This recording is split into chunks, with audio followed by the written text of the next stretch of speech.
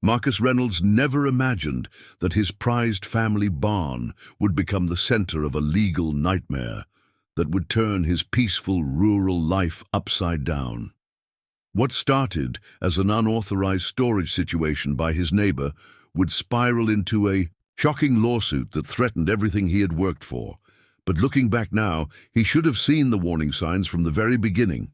Before we jump back in, tell us where you're tuning in from. And if this story touches you, make sure you're subscribed, because tomorrow I've saved something extra special for you. At 45, Marcus had built a reputation in Silver Creek Valley as a respected veterinarian, known for his dedication to both domestic pets and the farming community's livestock. His property, sprawling across 15 acres of pristine Montana, countryside, had been in his family for 3 generations. The centerpiece of the land wasn't the modest 2-story farmhouse where he lived, but rather the magnificent wooden barn that his grandfather had built in 1952. The barn stood as a testament to old-world craftsmanship, its rich cedar planks weathered to a distinguished gray, its sturdy frame having withstood decades of harsh Montana winters. Inside, the space was immaculate. Marcus had maintained it meticulously, honoring his grandfather's legacy. The ground floor housed his mobile veterinary equipment and supplies, while the spacious hayloft above remained largely empty, save for family heirlooms and seasonal decorations carefully stored in one corner. Life had fallen into a comfortable rhythm for Marcus since inheriting the property 5 years ago after his father's passing. His mobile veterinary practice was thriving, and he had even started hosting educational workshops in the barn for local 4-H clubs. The property's location, just far enough from the expanding edges of Silver Creek to maintain its rural charm, but close enough to serve his client base, seemed perfect. Everything changed 3 months after Diana Chen moved into the sprawling modern house next door. At first, Marcus had welcomed the new neighbor, even helping her unload boxes when she first arrived. Diana presented herself as a successful real estate developer from Seattle, claiming she'd moved to Montana, seeking a quieter life. She was polite, professional, and seemed to appreciate the area's agricultural heritage. Or so Marcus thought. "No, that's quite a barn you have there," Diana had commented one afternoon, her designer boots clicking against the gravel as she walked the property line. "They really don't make them like that anymore. All that empty space. It must be wonderful to have so much storage." Marcus had nodded politely, not thinking much of the comment at the time. He couldn't have known that those casual words would mark the beginning of a series of events that would test his patience, challenge his principles, and ultimately force him to fight for what was rightfully his. The first sign that something was amiss came on a crisp autumn morning. Marcus had arrived home late from an emergency call, a difficult calving at the Anderson farm that had kept him out until dawn. As he pulled his veterinary truck up to the barn, something caught his eye. The heavy wooden door, which he distinctly remembered securing with its iron latch the previous day, was slightly ajar. Inside, Marcus discovered something that made his blood run cold. The previously empty section of the ground floor now housed several expensive-looking crates and boxes, neatly stacked and organized as if they belonged there. A handwritten note was taped to one of the crates. "Thanks for the storage space. We'll move these once my renovations are done. Diana." Marcus stood there, staring at the note, a mix of disbelief and anger rising in his chest. He had never given Diana permission to use his barn for storage. The audacity of simply assuming she could use his property without even asking left him momentarily speechless. But it was what happened next that would truly test his resolve and set in motion a chain of events that would rock the entire Silver Creek community. This wasn't just about unauthorized storage anymore. This was about property rights, respect, and standing up to someone who believed their own convenience trumped other people's boundaries. As Marcus would soon discover, Diana Chen was not someone who took no for an answer, and his simple act of protecting his property would unleash a storm that nobody in Silver Creek could have anticipated. The barn that stood at the center of Marcus's property wasn't just any ordinary structure. It was a testament to his family's deep roots in Silver Creek Valley. Built by his grandfather Theodore Reynolds during the post-war boom of 1952, the barn had been constructed with hand-selected cedar from the surrounding mountains, each plank carefully chosen and treated to withstand the test of time. Marcus remembered the stories his father used to tell about the barn's construction. Theodore had insisted on using traditional mortise and tenon joints rather than modern fasteners, a decision that had proven prescient as the barn remained rock solid. 70 years later, while newer structures in the valley had come and gone, the massive beams that supported the hayloft had been hewn from single trees, their surfaces still bearing the marks of the adze his grandfather had used to shape them. But what made the barn truly special wasn't just its construction, it was the memories it held. The north wall still bore the height marks where generations of Reynolds children had been measured, including Marcus himself. The wooden support post near the main door had his grandmother's initials carved into it, a secret love note from Theodore that she hadn't discovered until their 25th anniversary. Even the weather vane atop the cupola told a story. It was shaped like a prancing horse, commissioned by Theodore as a tribute to his wife's love of riding. Over the years, the barn had evolved from a simple agricultural building into something far more significant. The ground floor, with its perfect combination of open space and strategic storage, had become the heart of Marcus's veterinary practice. He had carefully modified one section into a clean room for storing medical supplies, while another area housed his mobile clinic equipment. The large central space, with its exceptional natural light from the clerestory windows, served as an impromptu treatment area when animals couldn't be transported to the clinic in town. The hayloft above was equally special, though for different reasons. While most modern barns had converted their upper levels to additional storage, Marcus had maintained the open space as his grandfather intended. The massive room, with its soaring ceiling and exposed beams, had hosted countless community events. Over the years, from 4-H club meetings to the annual Harvest Festival square dance, the old wooden floors, worn smooth by decades of use, seemed to hold the echoes of laughter and music from years past.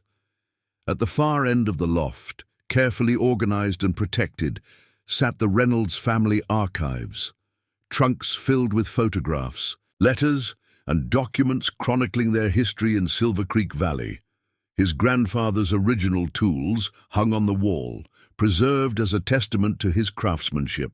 Even the ancient hay-fork trolley still ran along its track near the ceiling, though it hadn't lifted a bale in decades. Marcus had invested considerable time and resources in maintaining the barn's integrity while preserving its historical character. Every spring, he personally inspected every inch of the roof, replacing any damaged shingles with exact replicas he had specially milled. The exterior was treated with the same homemade cedar oil preservative his grandfather had used, mixed according to a recipe recorded in Theodore's cramped handwriting in the family journal. The community recognized the barn's significance as well. It had been featured in the local historical society's calendar 3 times, and school groups often visited to learn about traditional building techniques. Even the County Agricultural Extension Office used it as an example of proper historic barn maintenance in their preservation workshops. So when Marcus discovered Diana's expensive crates and boxes taking up space in his barn that morning, it felt like more than just a simple trespass. It was an invasion of a space that represented generations of his family's history, an intrusion into a place that held profound personal and community significance. The thought of someone treating this architectural heirloom as a convenient storage unit made his stomach turn. Standing there among Diana's unauthorized belongings, Marcus ran his hand along one of the ancient support beams, feeling the familiar roughness of the wood beneath his fingers. His grandfather had built this barn to last generations, to serve as both a working building and a monument to the Reynolds family's connection to this land. Now, watching the early morning sunlight stream through the high windows and illuminate the intruding boxes, Marcus knew he had to take action. This wasn't just about protecting a building, it was about preserving a legacy. What Marcus didn't realize at that moment was just how far Diana would go to get her way, or how his simple desire to protect his family's heritage would spark a conflict that would test not just his resolve, but the very bonds that held the Silver Creek community together. Diana Chen's arrival in Silver Creek Valley 6 months ago had caused quite a stir among the locals. Unlike the typical newcomers drawn to Montana's rural charm, she made no attempt to blend into the community's slower-paced lifestyle. Her jet-black Tesla Model X stood out starkly against the weathered pickup trucks and practical SUVs that populated the area, much like her designer outfit seemed out of place at the local grocery store. At first, the community had been intrigued. Diana presented herself as a successful real estate developer from Seattle, who had discovered Silver Creek Valley during a countryside drive and fallen in love with its potential. She had purchased the old Miller property next to Marcus's land, promptly tearing down the modest farmhouse to construct what locals now referred to as the Glass Mansion, a stark, modern structure that seemed to deliberately challenge the valley's traditional architecture. Marcus's first real interaction with Diana came during a local council meeting, where she had presented an ambitious proposal to revitalize downtown Silver Creek. Her presentation was polished, her smile never wavering as she described how her development company could transform the historic Main Street into a destination shopping experience. What struck Marcus wasn't just the proposal itself, but how Diana seemed to dismiss any concerns about preserving the town's character with practiced ease. Preparing and narrating this story took us a lot of time, so if you are enjoying it, subscribe to our channel. It means a lot to us. Now back to the story. "Change is inevitable," she had said, her voice carrying a hint of condescension. "We can either shape it or be shaped by it."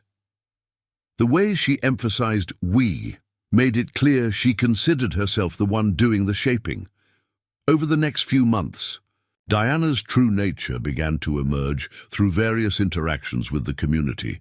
She had somehow managed to get herself appointed to the local planning committee despite being a newcomer, and rumors circulated about her connections with state-level politicians.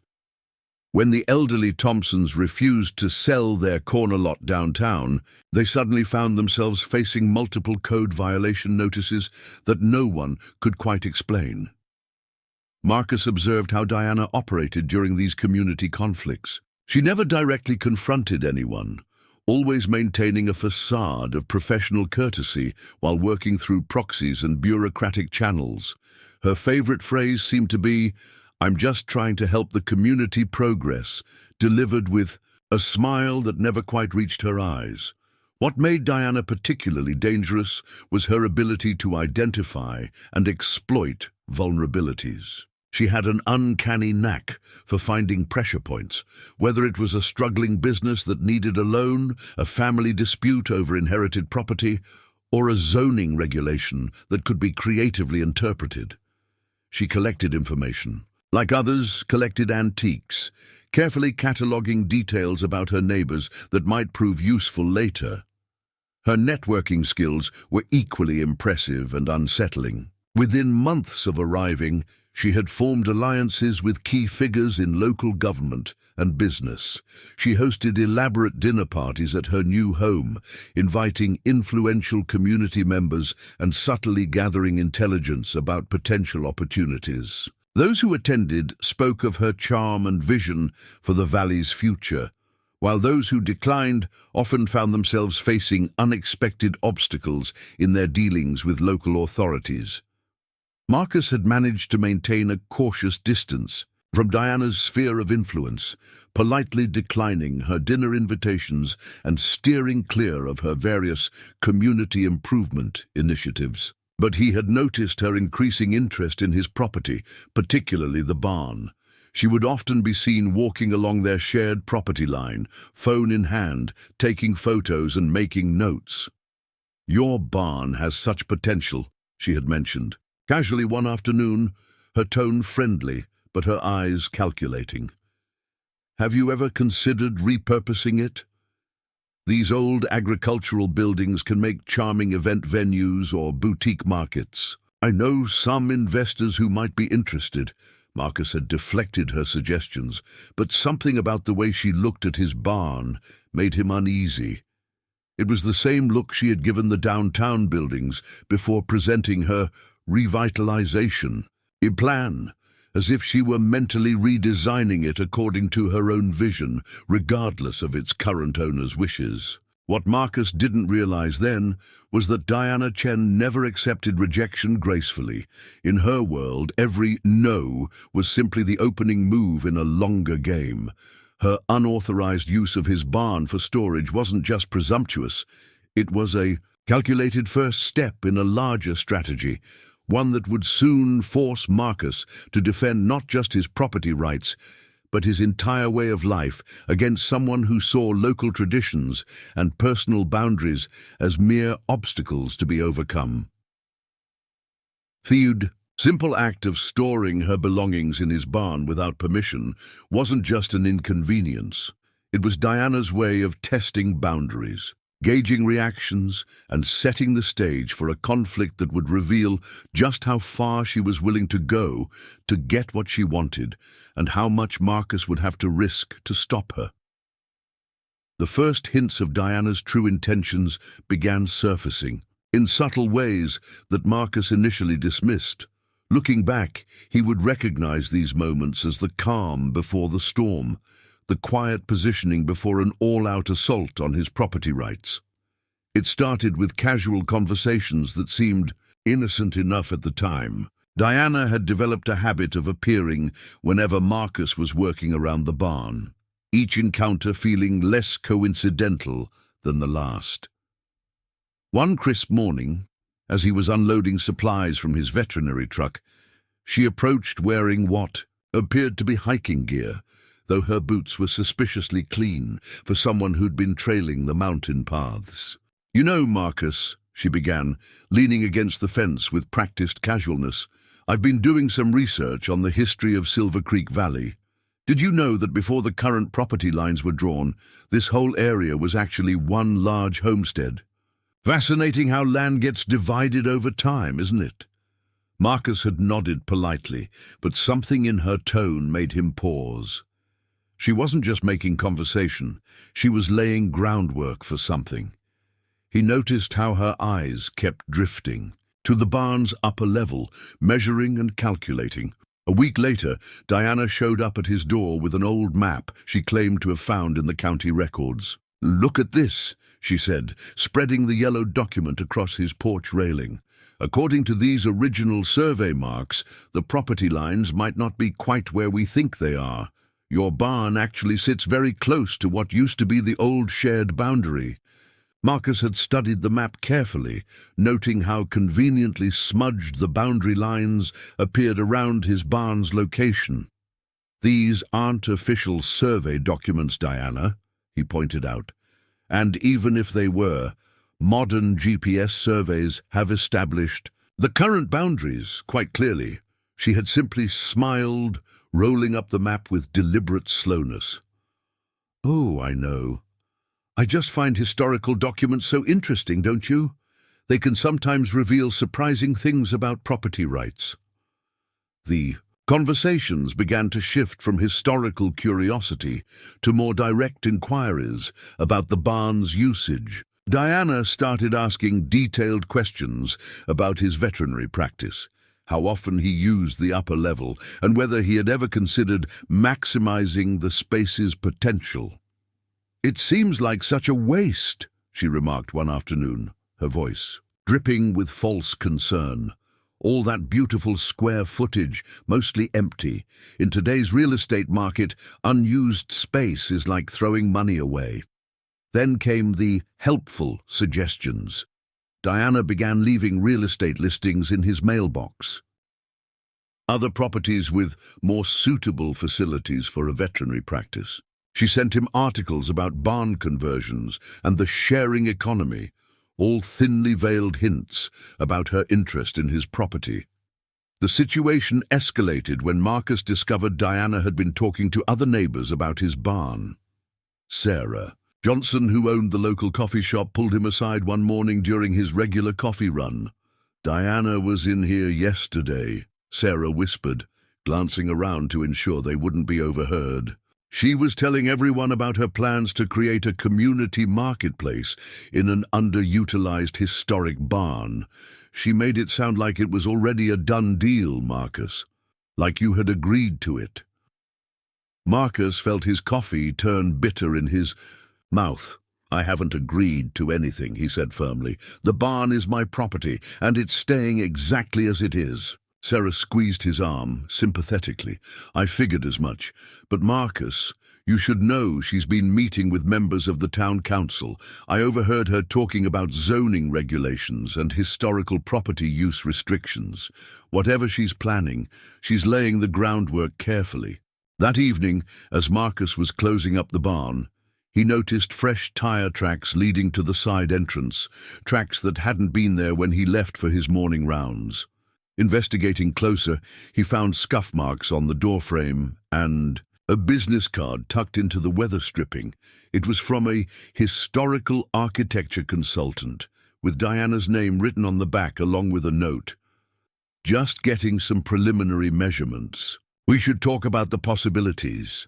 The presumption was staggering. Diana hadn't just crossed a line. She was actively pretending the line didn't exist. As Marcus stood there in the gathering dusk, his grandfather's barn looming behind him, he realized this wasn't just about unauthorized access anymore. Diana was orchestrating something bigger, using her typical pattern of creating circumstances that suited her needs while maintaining a facade of innocent intentions. What troubled Marcus most wasn't just Diana's actions, but the calculated patience behind them. She was playing a longer game, each seemingly minor intrusion part of a larger strategy.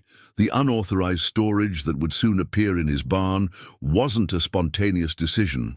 It was the next step in a carefully planned campaign to assert control over his property. As he secured the barn door that evening, Marcus couldn't shake the feeling that he was running out of time to prevent whatever Diana had planned. The initial tension was building towards something more confrontational, and he needed to be prepared for what was coming. Little did he know, Diana's next move would force him to take action in ways he never anticipated. The real breaking point came on a Thursday morning in early October. Marcus had spent the previous day on an exhausting call, treating a difficult case of colic in a prize stallion at the Henderson Ranch. After finally getting home well past midnight, he had fallen into bed without his usual evening check of the barn.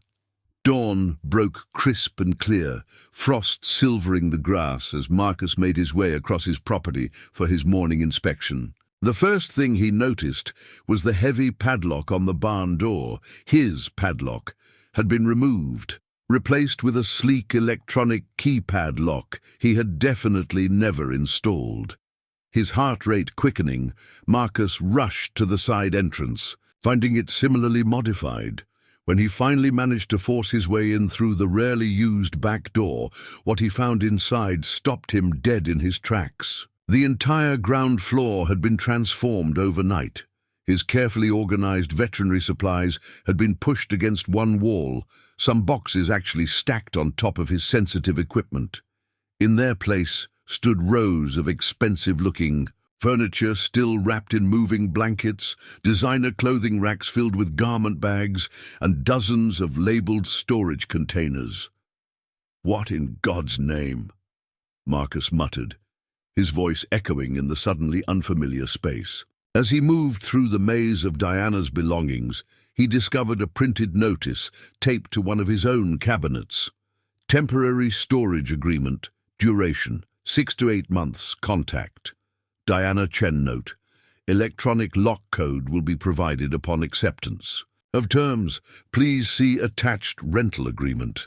The sheer audacity of it left Marcus momentarily speechless. Not only had Diana moved her belongings in without permission, but she was attempting to retroactively force a rental agreement on him. The agreement itself was a masterpiece of presumption, outlining terms for a rental arrangement he had never discussed, let alone agreed to. Pulling out his phone, Marcus immediately dialed Diana's number. It rang twice before going to voicemail. Of course, she would avoid direct confrontation. Instead, he received a text message moments later. "Good morning, Marcus. I see you've found the temporary storage arrangement. I needed somewhere secure for my belongings during my home renovation, and your barn was the perfect solution. The electronic locks are top of the line, much safer than that old padlock. I've taken the liberty of arranging everything efficiently.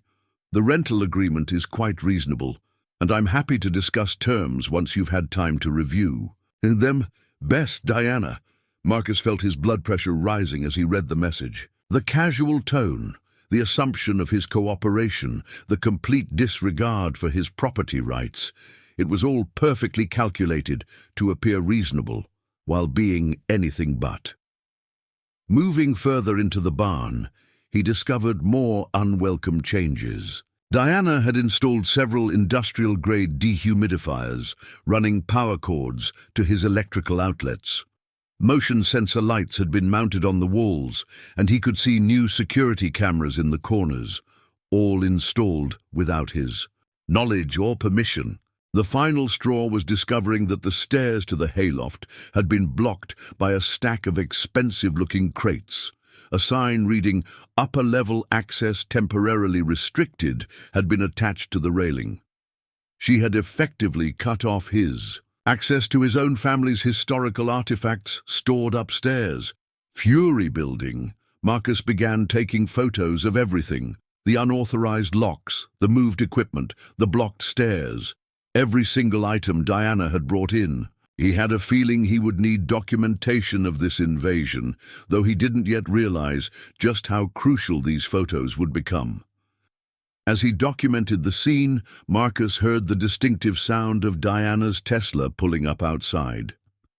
Taking a deep breath to compose himself, he stepped out of the barn to confront her.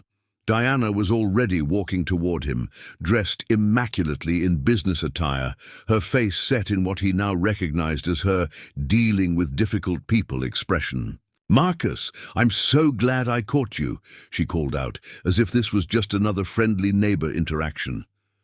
"I wanted to discuss the storage arrangement in person. I think you'll find the terms quite generous." Marcus held up his hand to stop her approach. "There is no arrangement, Diana. You broke into my barn, installed unauthorized locks, moved my equipment, and blocked access to my own property. This ends now. Remove your belongings today, or I'll have them removed for you." Diana's smile didn't waver, but her eyes hardened. "I think you'll want to reconsider that position, Marcus. I've already filed the rental agreement with my attorneys. Removing my property without proper notice could be considered theft. Besides," she added, her voice taking on a subtle edge, "I would hate for anyone to raise questions about the safety conditions under which you're storing veterinary supplies. Those regulations can be so complex." It was a threat, thinly veiled, but clear. Diana wasn't just squatting in his barn. She was preparing for a fight if he tried to remove her. As she turned and walked back to her car, Marcus realized this was only the beginning. The question was, what would she do when he refused to play along with her scheme? By mid-afternoon, Marcus had reached his breaking point. After spending hours documenting every item Diana had moved into his barn and photographing his displaced equipment, he decided it was time for a direct confrontation. He wasn't going to let her manipulative tactics and veiled threats control the situation any longer. Walking up the sleek concrete path to Diana's modernist house, Marcus noticed several construction workers moving in and out of her garage. There was plenty of space there for her belongings, which only confirmed his suspicion that this storage emergency was manufactured for other purposes. He pressed the doorbell, which played some minimalist electronic tone that seemed perfectly suited to the house's austere design. Through the floor-to-ceiling windows, he could see Diana speaking with someone via video call on her massive wall-mounted screen. She held up a finger, signaling him to wait, then took her time finishing her conversation before finally opening the door. "Marcus, twice in one day," she said smoothly, stepping onto her porch. "I hope you've had time to review the rental agreement. The terms are quite reasonable for the current market." Marcus cut straight to the point. "This stops now, Diana. I've documented everything you've done to my property. The unauthorized entry, the lock changes, the security cameras, all of it. You have until sunset to remove your belongings and restore my barn to its original condition." Diana's practiced smile didn't falter, but her tone shifted subtly. "Let's discuss this like reasonable people. Your barn has so much unused space, and I'm offering fair compensation. Why turn down an opportunity to monetize an underutilized asset?" "The barn isn't underutilized," Marcus countered. "It's my property, used exactly as I choose to use it. You had no right to move your things in, no right to change the locks, and absolutely no right to block access to my own equipment and family possessions." Diana's expression hardened slightly. "I understand you're attached to the barn, Marcus, but you're not seeing the bigger picture. Silver Creek Valley is changing. Property values are rising. You can't just sit on prime real estate and expect—" "I'm not sitting on anything," Marcus interrupted. "I'm using my property as I see fit. And you're trespassing. Remove your belongings today, or I'll have them removed for you and bill you for the service." Diana took a step forward, her voice dropping to a near whisper. "Think very carefully about your next move, Marcus. I've already filed paperwork regarding our storage arrangement.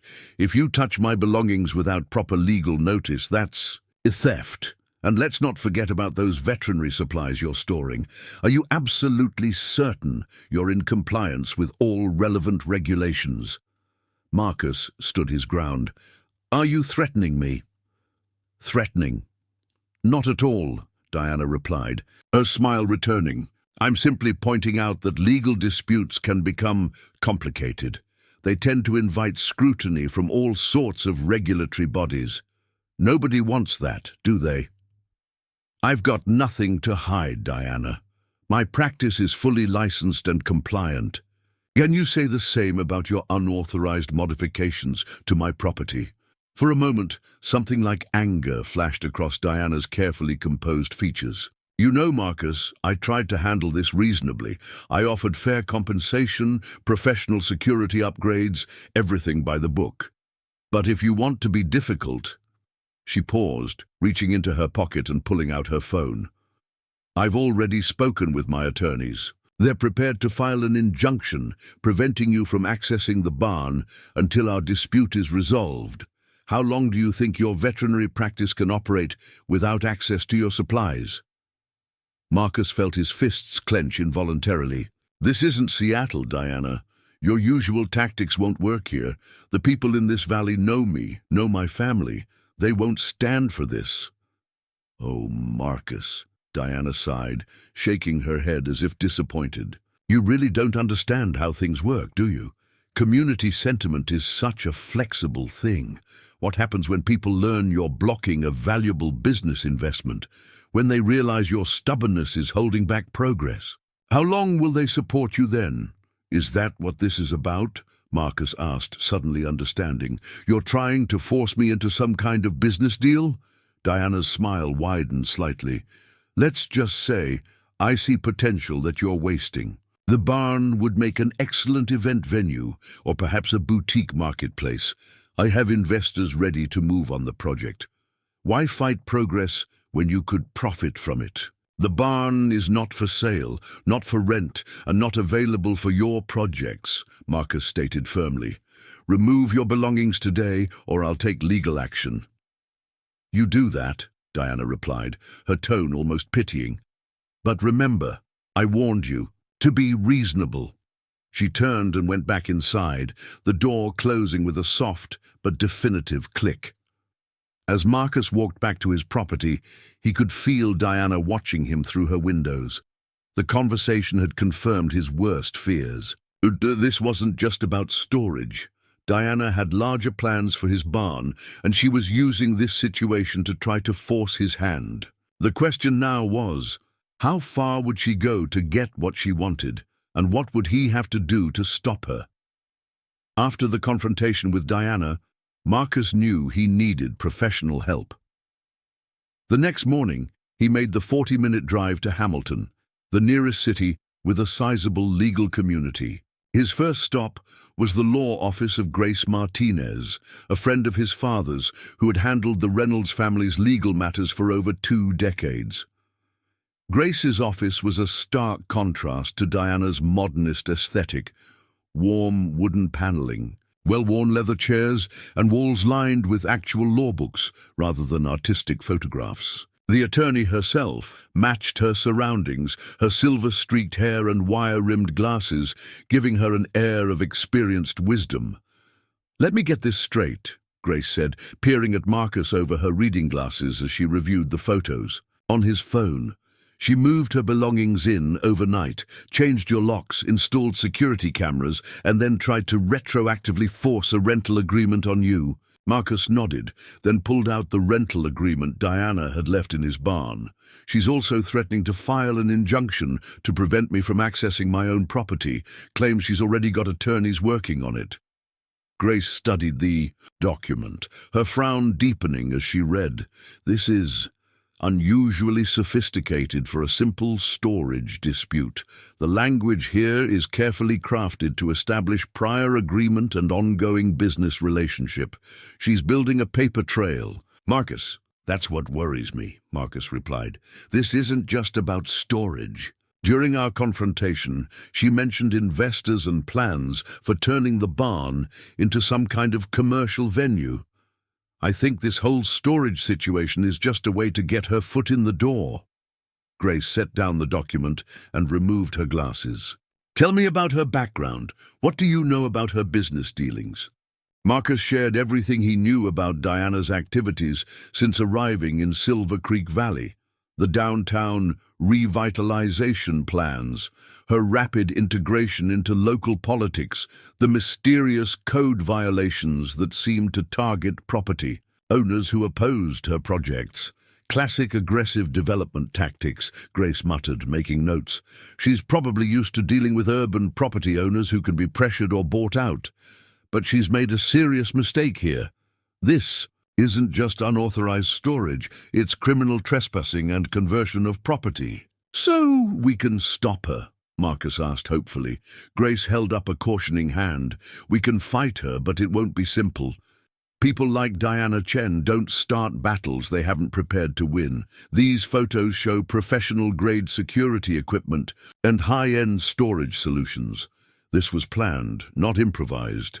She turned to her computer and began typing rapidly. "Let me do some research on her background. Meanwhile, we need to take immediate action to protect your interests." Over the next hour, Grace outlined a strategy. First, they would file a formal criminal complaint for trespassing and unauthorized modification of property. Then, they would seek an emergency hearing to prevent Diana from filing her threatened injunction. "Most importantly," Grace added, "we need to document everything, every interaction, every text message, every piece of mail." Diana seems to prefer operating in gray areas. "We need to make everything black and white." As they finished their meeting, Grace's expression turned serious. "One more thing, Marcus. Be careful about confronting her directly from now on. People like Diana Chen often have a way of turning confrontations to their advantage. Let me handle the direct communications." Leaving Grace's office, Marcus felt both relieved and apprehensive. He had taken the first step toward fighting back, but he couldn't shake the feeling that Diana had anticipated this move. His suspicions were confirmed when he returned home to find a formal-looking envelope in his mailbox. Inside was a notice from the county zoning board requesting an immediate inspection of his property due to multiple reported safety violations. The inspection was scheduled for the following morning, far sooner than the usual weeks-long wait for such procedures. Marcus immediately called Grace, who answered on the first ring. "She's moving faster than we expected," he said, reading her the notice. "She's trying to overwhelm you with multiple challenges," Grace replied. "I'll make some calls, see if we can delay the inspection. Meanwhile, start gathering all your permits and inspection records. If Diana wants to play this game, we'll make sure we're ready." As Marcus hung up, his phone buzzed with a text from Diana. "I heard you visited a lawyer today. I hope you understand this can still be resolved amicably. My offer remains open." For now, the message was clear. Diana had eyes and ears everywhere, and she was prepared for a legal battle.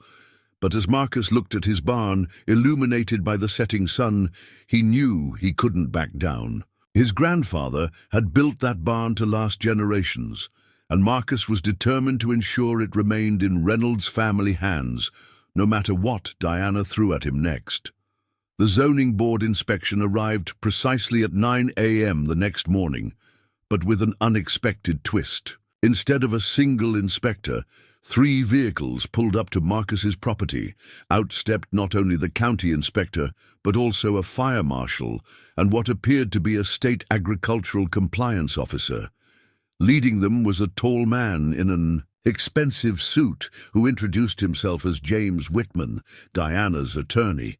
"Hope you don't mind the full team," Whitman said with a practiced smile. Ms. Chen expressed some serious concerns about safety conditions here, particularly regarding the storage of veterinary pharmaceuticals.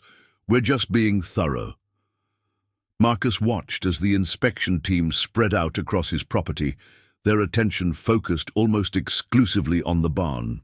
The county inspector seemed particularly interested in photographing Diana's installed security cameras and electronic locks, though not for the reasons Marcus had hoped. "These are significant safety upgrades," the inspector noted, making entries on his tablet. "Modern security systems, fire prevention equipment, all up to current code. Very impressive." It was then that Marcus realized the true nature of Diana's strategy. She hadn't just invaded his property. She had deliberately modified it in ways that would highlight any deficiencies in his existing setup. Her security upgrades weren't just about controlling access. They were setting a new standard that his previous arrangements would be measured against. The agricultural compliance officer spent an inordinate amount of time examining Marcus's veterinary supply storage. "Your refrigeration monitoring system seems basic," she commented, eyeing the perfectly functional but admittedly older equipment. "Modern pharmaceutical storage typically requires automated temperature logging and remote monitoring capabilities." Throughout the inspection, Whitman maintained a running commentary, carefully noting every minor issue while praising Diana's improvements to the space. It was a masterclass in subtle manipulation. He never directly criticized Marcus's setup, but every compliment about Diana's modifications carried an implicit criticism of what had been there before. Just as the inspection was wrapping up, Diana herself appeared, timing her arrival perfectly. "Oh, good. I was hoping to catch everyone," she called out, walking over with a tablet in hand. "I wanted to share some proposals for additional safety upgrades I'm willing to implement." She proceeded to pull up detailed architectural renderings, showing proposed modifications to the barn, all focused on safety and compliance, but conspicuously transforming the space into something that looked more like a commercial venue than a working barn. "Of course," she added, glancing at Marcus, "these improvements would be much easier to implement under a proper lease agreement. I'm happy to cover all the costs as part of our arrangement." Marcus felt his jaw tighten. The inspection wasn't about safety at all. It was about creating a paper trail of deficiencies that Diana could use to pressure him into accepting her plans. He pulled out his phone to call Grace, but Diana's next move stopped him cold. "While everyone's here," she continued, "I should mention my concerns about the structural integrity of the upper level. My engineers noted some concerning stress patterns in the support beams. Given that the space is occasionally used for public gatherings, I felt obligated to report it." The inspectors immediately headed for the stairs, and Marcus could only watch. As they spent another hour examining every beam and joint of his meticulously maintained barn, he knew the structure was sound. He had his own engineering inspection done just last year. But Diana had planted the seed of doubt, and now it would have to be addressed. After the inspection team finally left, Diana lingered behind. "You know, Marcus, all of this could be avoided with a simple agreement. I'm trying to help you bring this property up to modern standards. Why fight it?" "Because this isn't about safety or standards," Marcus replied, struggling to keep his voice steady. "This is about you trying to force me into giving up control of my property." Diana's smile turned cold. "Everything's about control, Marcus. I'm just more honest about it than most. Think about what you're facing. Safety violations, compliance issues, structural concerns, fighting all that could get very expensive. My offer is looking more reasonable by the minute, isn't it?" As she walked away, Marcus finally understood the full scope of her strategy. Diana hadn't just moved her belongings into his barn. She had turned his property into a battlefield where every detail could be weaponized against him. She was using the very systems meant to ensure public safety as tools to advance her own agenda. Later that evening, Grace called with her own concerning news. "I did some digging into Diana's background," she said. "This isn't her first rodeo. I found several similar cases in Seattle, property disputes where she used regulatory pressure to force owners into selling or leasing to her development companies. She's very good at working the system." Marcus looked out his window at the barn, now cast in evening shadows. "So what do we do?"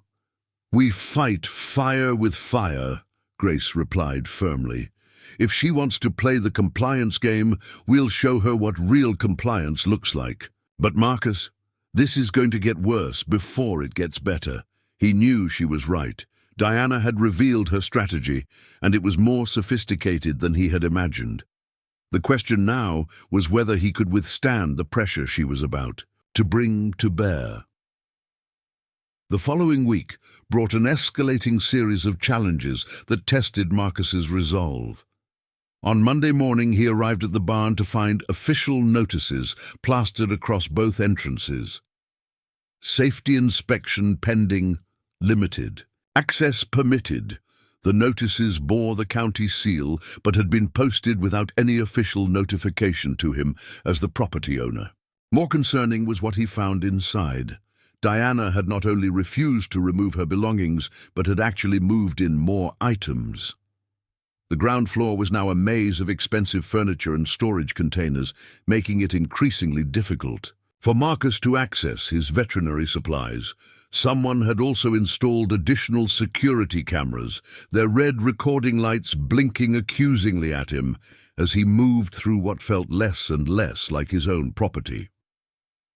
The situation reached a critical point when Marcus received an emergency call from the Anderson farm about a colicking horse. As he rushed to gather his supplies, he found that the electronic lock Diana had installed was malfunctioning, refusing to accept any code. Precious minutes ticked by as he was forced to enter through the back door and navigate around her storage to reach his equipment. When he finally arrived at the Anderson farm, Tom Anderson, a longtime client and friend, pulled him aside with a concerned look. "Hey, Marcus, I got a strange call yesterday. Some woman named Diana Chen asking about your veterinary services. She was particularly interested in any incidents or delays in treatment. said she was conducting a community safety survey. Marcus felt his blood pressure rising. Diana wasn't just obstructing his access. She was actively trying to undermine his practice by suggesting he provided unreliable care. The implications for his reputation in the valley could be devastating. That afternoon, he received an email from the State Veterinary Board indicating they had received a complaint about his storage practices and response times. The sender wasn't identified, but the timing left little doubt about its origin. Grace was equally troubled when Marcus updated her. "She's escalating faster than expected," she said during their emergency meeting. "Diana's not just using regulatory pressure anymore. She's attacking your livelihood directly." But the real blow came Wednesday morning. Marcus woke to find a local news van parked outside his property. A young reporter approached him as he stepped out to investigate. "Mr. Reynolds, Jenny Martinez from Valley News 8. We're doing a story on rural veterinary care and safety concerns in Silver Creek. Would you care to comment on allegations that your facility doesn't meet current storage standards for veterinary supplies?" Before Marcus could respond, Diana's Tesla pulled up. She emerged looking camera-ready, every hair in place. "Oh good, you're covering this story," she called out to the reporter. "As a concerned neighbor, I feel the community needs to be aware of potential safety issues. I've actually proposed several upgrades to bring the facility up to modern standards, but unfortunately..."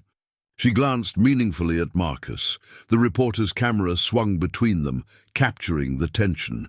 Marcus maintained his composure, stating simply, "My practice meets all regulatory requirements.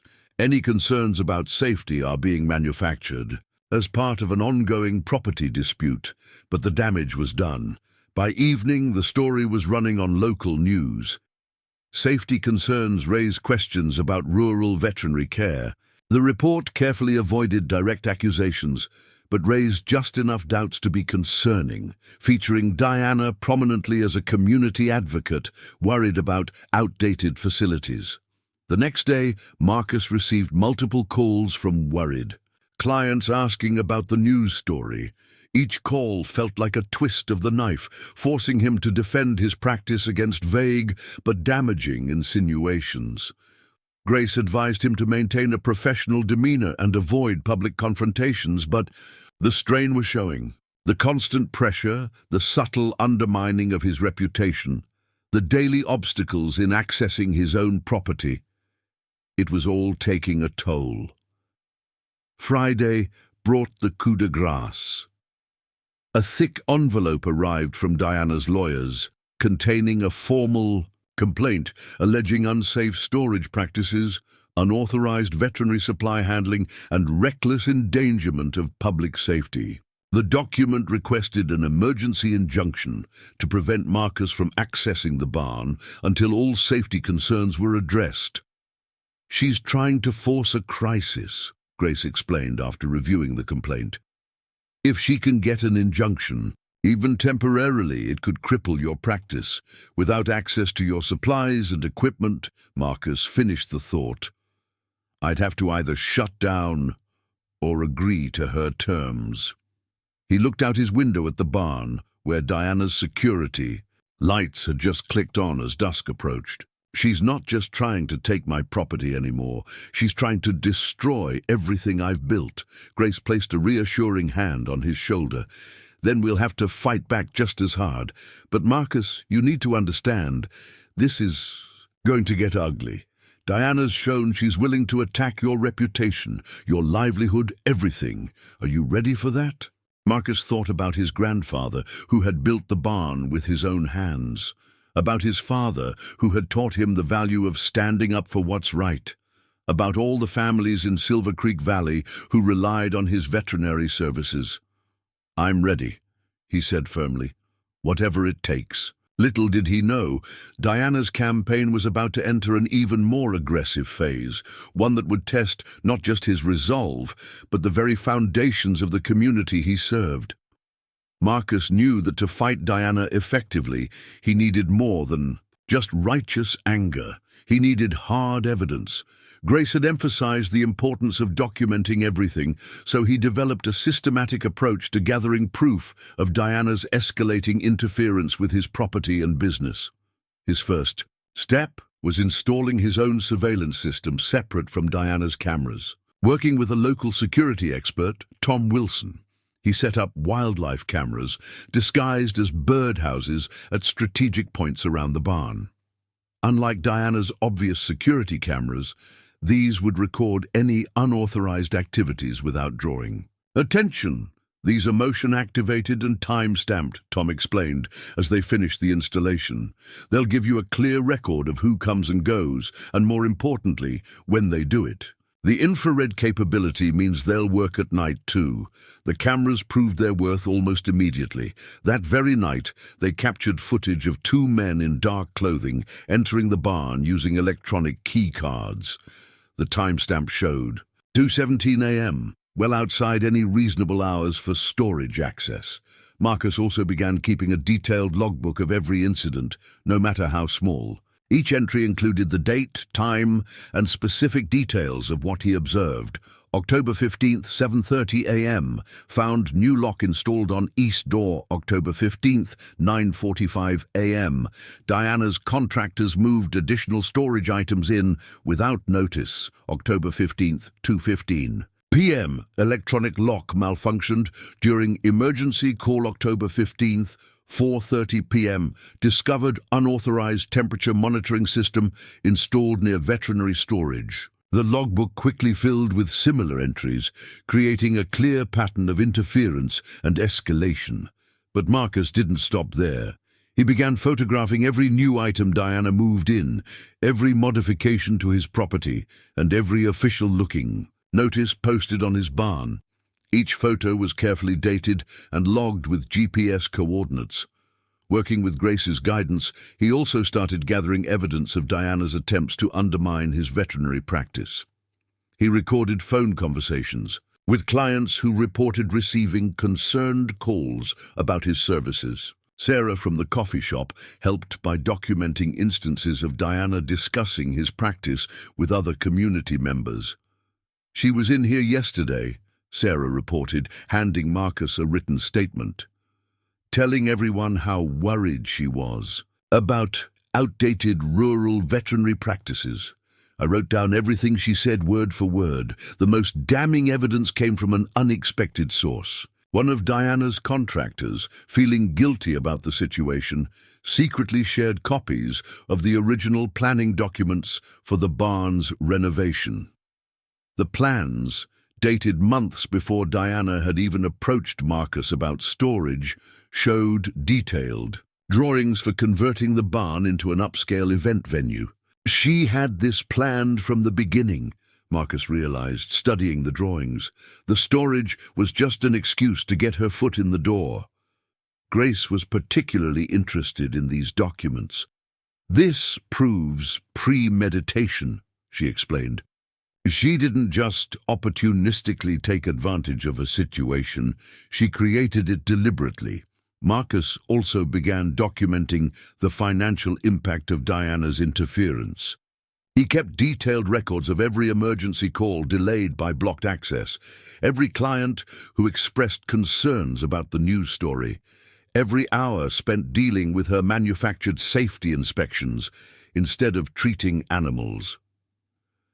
One afternoon, while photographing yet another unauthorized modification to his barn, Marcus noticed something odd about the new security cameras Diana had installed. Looking closer, he realized they weren't just recording video, they were equipped with audio recording capabilities. "That's a potential legal violation right there," Grace said when he reported this discovery. "Audio recording without consent is strictly regulated. Document everything about those cameras, model numbers, installation dates, positioning." The evidence collection took on a new dimension when Marcus started receiving anonymous tips from other property owners in the region. It turned out Diana had used similar tactics before, and several people were willing to share their experiences. "She tried the same thing with my downtown building," one business owner wrote. Started with temporary storage. Then came the safety complaints. Then the pressure to sell. I wish I'd documented everything like you're doing. Marcus created a detailed timeline, cross-referencing his photos, videos, and logbook entries with official documents and witness statements. The pattern that emerged was clear and concerning. Diana wasn't just being opportunistic. She was following a carefully crafted playbook. Keep gathering evidence, Grace advised during their weekly update. But be careful. Diana's bound to notice what you're doing, and she won't like it. Grace's warning proved prescient. The very next day, Marcus found one of his wildlife cameras, smashed, its memory card missing. But Diana's people had missed the backup camera that had recorded them destroying the first one. "They're getting nervous," Grace observed when Marcus showed her the footage. "People like Diana aren't used to their targets fighting back so systematically. Keep documenting everything. It's clearly getting under her skin." As Marcus continued building his case, he couldn't help but feel a grim satisfaction. Diana might have money and influence on her side, but he had something potentially more powerful, a growing mountain of evidence that would be hard to explain away in court. What he didn't realize was that Diana had noticed his evidence-gathering efforts, and she was about to launch a counter-offensive that would test the limits of his preparation and resolve. The battle for public opinion began subtly at first. Marcus noticed it during his regular morning coffee run at Sarah's cafe. A group of locals were huddled around a glossy brochure that Diana had distributed throughout Silver Creek Valley. The cover showed an artist's rendering of his barn, transformed into an upscale rural heritage marketplace, complete with boutique shops and a wine bar. "Just imagine," he overheard one woman saying, "we wouldn't have to drive all the way to Hamilton for decent shopping, and it would bring so many jobs to the area." "But that's Marcus's barn," another countered. "He uses it for his veterinary practice." "Well," a third voice chimed in, "Diana says he could easily relocate to a more suitable facility. She's even offered to help with the move. Seems selfish to block progress just to keep an old barn, doesn't it?" Marcus felt his coffee turn bitter in his mouth. Diana wasn't just trying to take his property, she was trying to turn his neighbors against him. The brochure was just the beginning. Within days, signs started appearing in shop windows. "Support Silver Creek Valley growth" and "Progress can't wait." Each bore a small note indicating they were sponsored by Chen Development Initiatives. Diana's campaign reached new heights when she organized a community future forum at the local high school gymnasium. Marcus attended, sitting quietly in the back as she presented her vision for Silver Creek Valley. The barn featured prominently in her plans, described as the centerpiece of rural revitalization. "Change is inevitable," Diana announced to the packed room. "We can either embrace it and shape it, or let our community stagnate. Some people," she paused, glancing meaningfully in Marcus's direction, "prefer to cling to the past at the expense of our future." The presentation was masterful. Diana showed projected tax revenue figures, promised local jobs, and painted a picture of economic prosperity. She never directly criticized Marcus, but her implications were clear. He was the only thing standing between Silver Creek Valley and a bright future. After the forum, Marcus found himself cornered by several longtime clients. "We support you, Marcus," one said hesitantly, "but maybe Diana has a point. The valley could use some development." The situation worsened when the local paper, the Silver Creek Gazette, ran a front-page story. "Development versus tradition, the battle for Silver Creek's future." The article, while seemingly balanced, gave prominent space to Diana's promises of economic growth, while relegating Marcus's position to a few quotes about preserving heritage. Grace advised Marcus to fight back through the same channels. "We need to change the narrative," she insisted. "This isn't about progress versus tradition. It's about community versus exploitation." Taking her advice, Marcus began sharing his own story. He reached out to local farmers and ranchers who relied on his veterinary services, gathering testimonials about emergency calls he'd handled and animals he'd saved. Sarah offered her cafe as a venue for a community meeting where Marcus could present his side. The meeting room was packed that evening as Marcus stood before his neighbors. Instead of slick presentations and economic projections, he shared personal stories. He talked about his grandfather building the barn, about the generations of families, whose animals he'd treated, about the true meaning of community. "Diana talks about progress," he said, his voice steady. "But what kind of progress destroys the very things that make our community special? She sees an old barn. I see a place where I've helped deliver countless foals, where I've saved family pets, where I've taught 4-H kids about animal care." The room grew quiet as Marcus continued. "She promises jobs, but what about the services we'll lose? When there's an emergency with your livestock at 2 a.m., will a boutique marketplace help you? When your family dog needs immediate care, will another wine bar save it?" His words struck a chord. People began sharing their own stories, times when Marcus had driven out in blizzards to treat their animals, occasions when he'd worked with farming families who were struggling financially.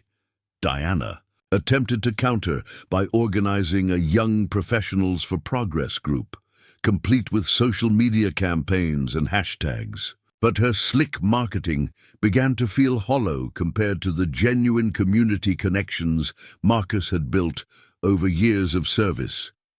The tide began to turn when old Tom Anderson stood up at a town council meeting.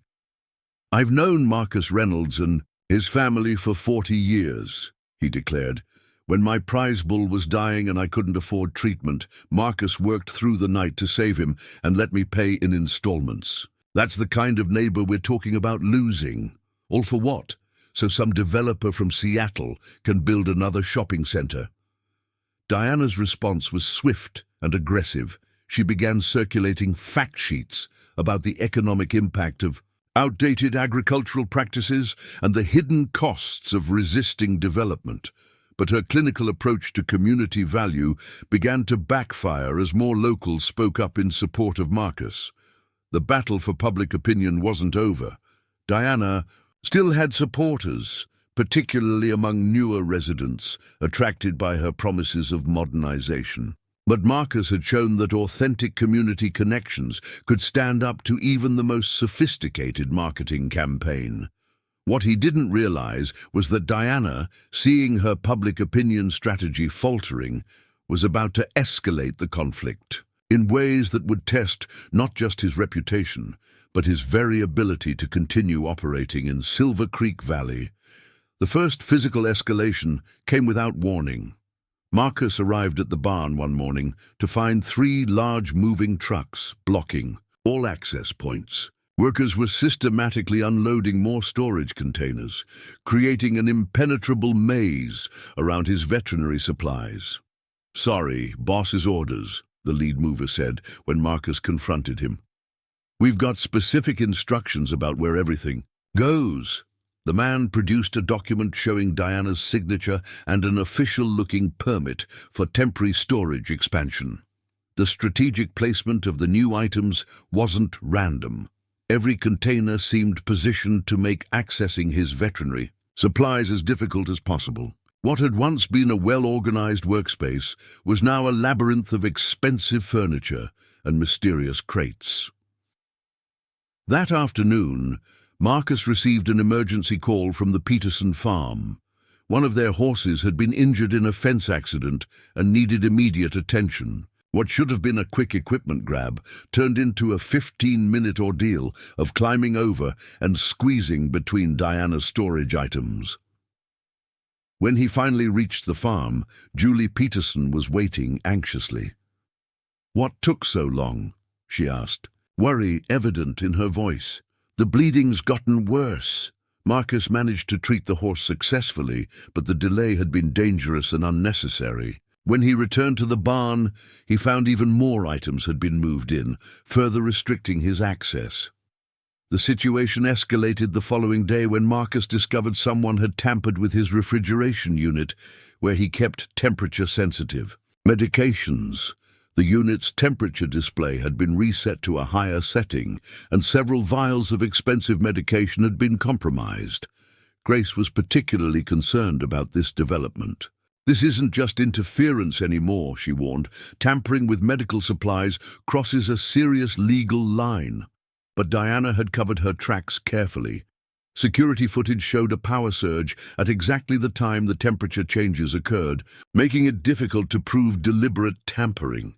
The physical challenges took an even more serious turn when Marcus began finding accidental damage to his equipment. A vital diagnostic device mysteriously fell from its shelf, its calibration thrown off.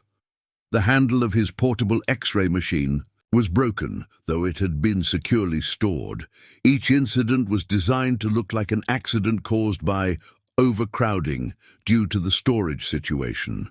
Diana's lawyer sent daily emails expressing concerns about the unsafe storage conditions, while simultaneously adding more items that created those very conditions. The breaking point came during another emergency call, this time to help with a difficult carving at the Richardson farm. Marcus found his path to his essential supplies completely blocked by a wall of newly delivered antique furniture. As he struggled to navigate around the obstacles, he heard a crash.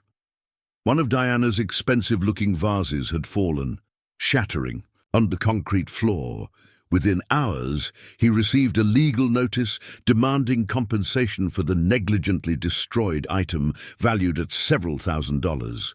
"She's trying to create a pattern," Grace explained when Marcus showed her the notice. "Each incident, each delay, each piece of damaged equipment or property, it's all building towards something bigger." Grace's prediction proved accurate when Diana filed an emergency petition with the county, claiming the dangerous overcrowding necessitated immediate action. Her solution? A temporary shutdown of the barn while safety measures were implemented. Measures that, coincidentally, aligned perfectly with her original plans for converting the space. Marcus countered by documenting how Diana's own actions had created the dangerous conditions she was now complaining about. He photographed each new delivery, each strategic placement of items that blocked access to essential areas. The physical challenges weren't limited to inside the barn. Marcus began finding mysterious obstacles around his property, construction materials accidentally delivered to block his driveway, unexpected maintenance work on the access road that seemed to occur only when he had emergency calls. One morning, he arrived to find someone had changed all the electronic lock codes overnight. When he called the security company, they informed him that the authorized user, Diana, had requested the change due to security concerns. It took 3 hours and intervention from Grace to restore his access, during which time he had to cancel 2 appointments and redirect an emergency call to a colleague 40 miles away. The situation was becoming untenable. Each day brought new physical challenges, each one carefully orchestrated to appear accidental, while systematically making it impossible for Marcus to conduct his practice effectively. But Diana had underestimated Marcus's resourcefulness.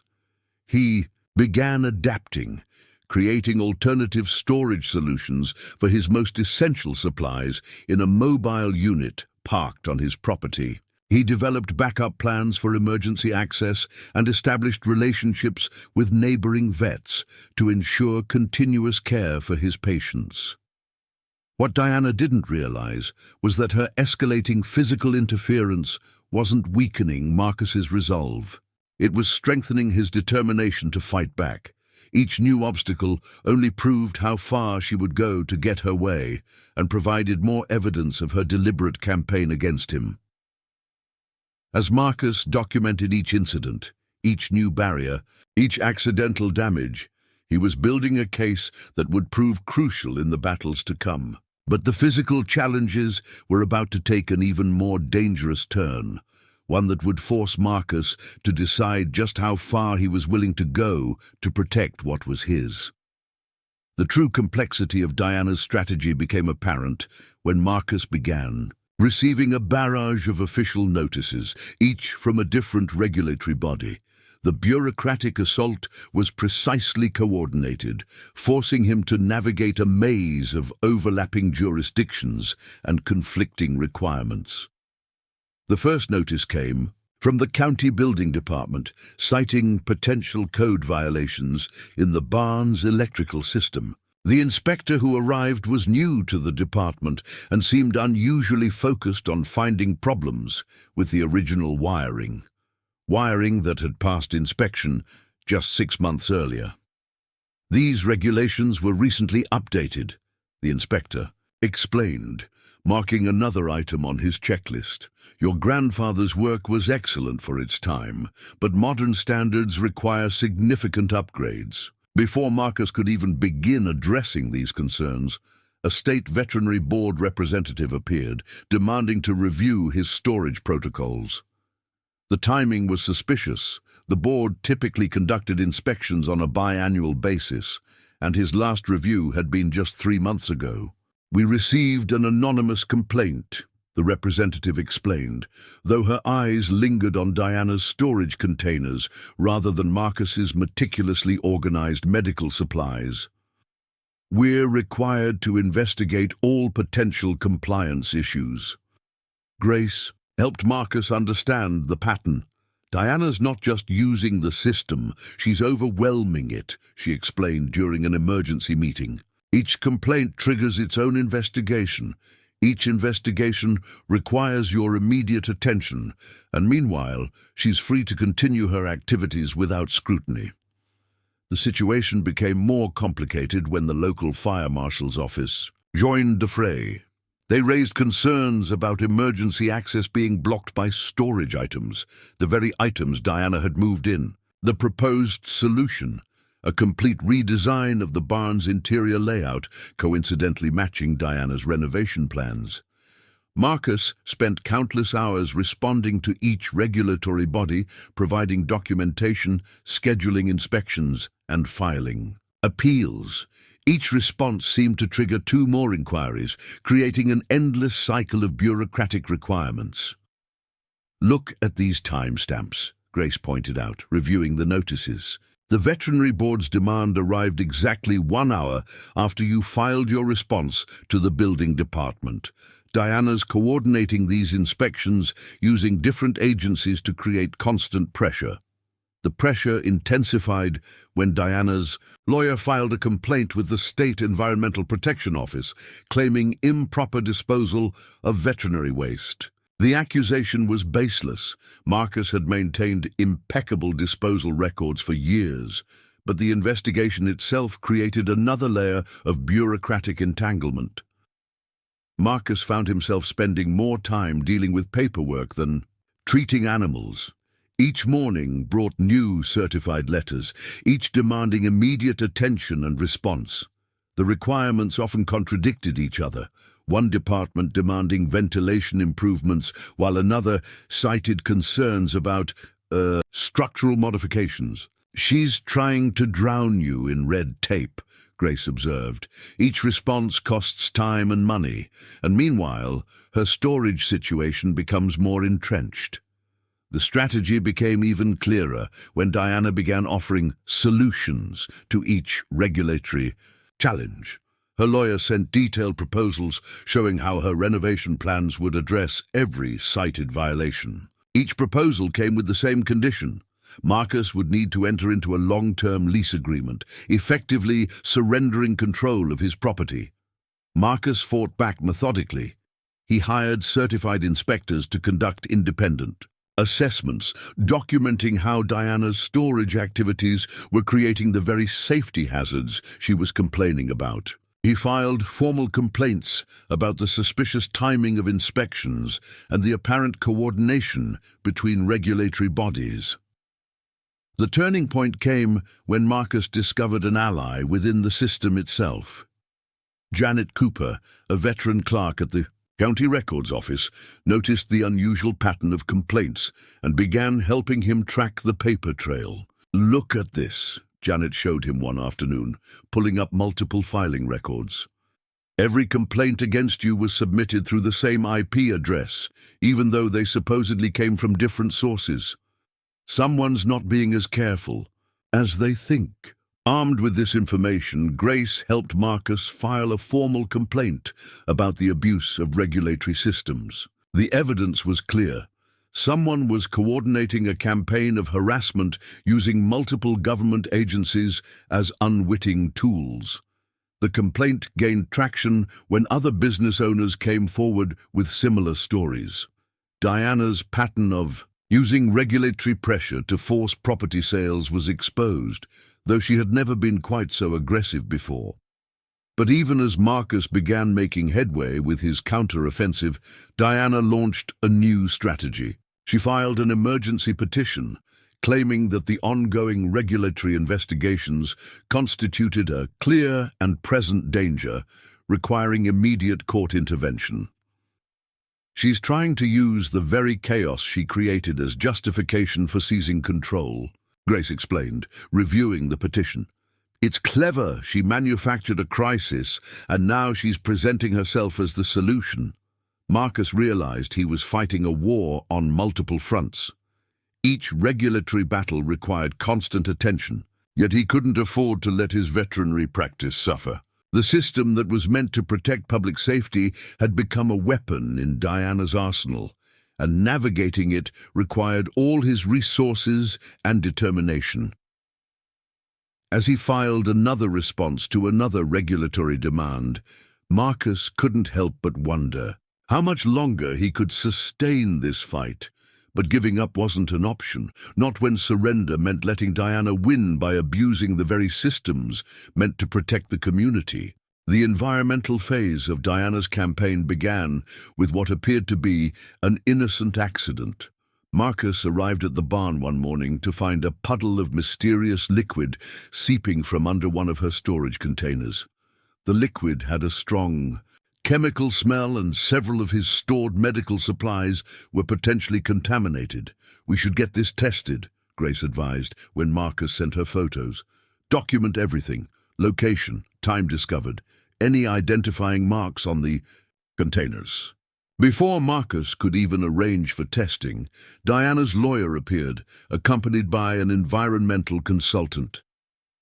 "We're very concerned about potential contamination," the lawyer announced, producing a stack of papers. "Given the presence of veterinary drugs on the premises, any chemical interaction could be dangerous." The consultant, wearing an impressive array of testing equipment, began taking samples and readings. His preliminary report, delivered that afternoon, was filled with technical jargon and vague warnings about potential contamination zones and environmental hazards. "This is a serious situation," Diana declared when she arrived, her face a mask of concern.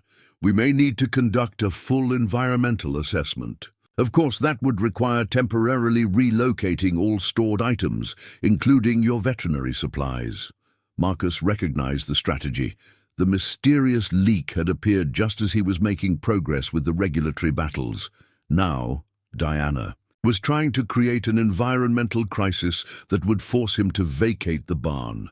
The situation escalated when local news crews arrived, tipped off about potential environmental hazards. Diana was ready with another polished presentation about her plans to rehabilitate the property, complete with glossy renderings of an eco-friendly marketplace.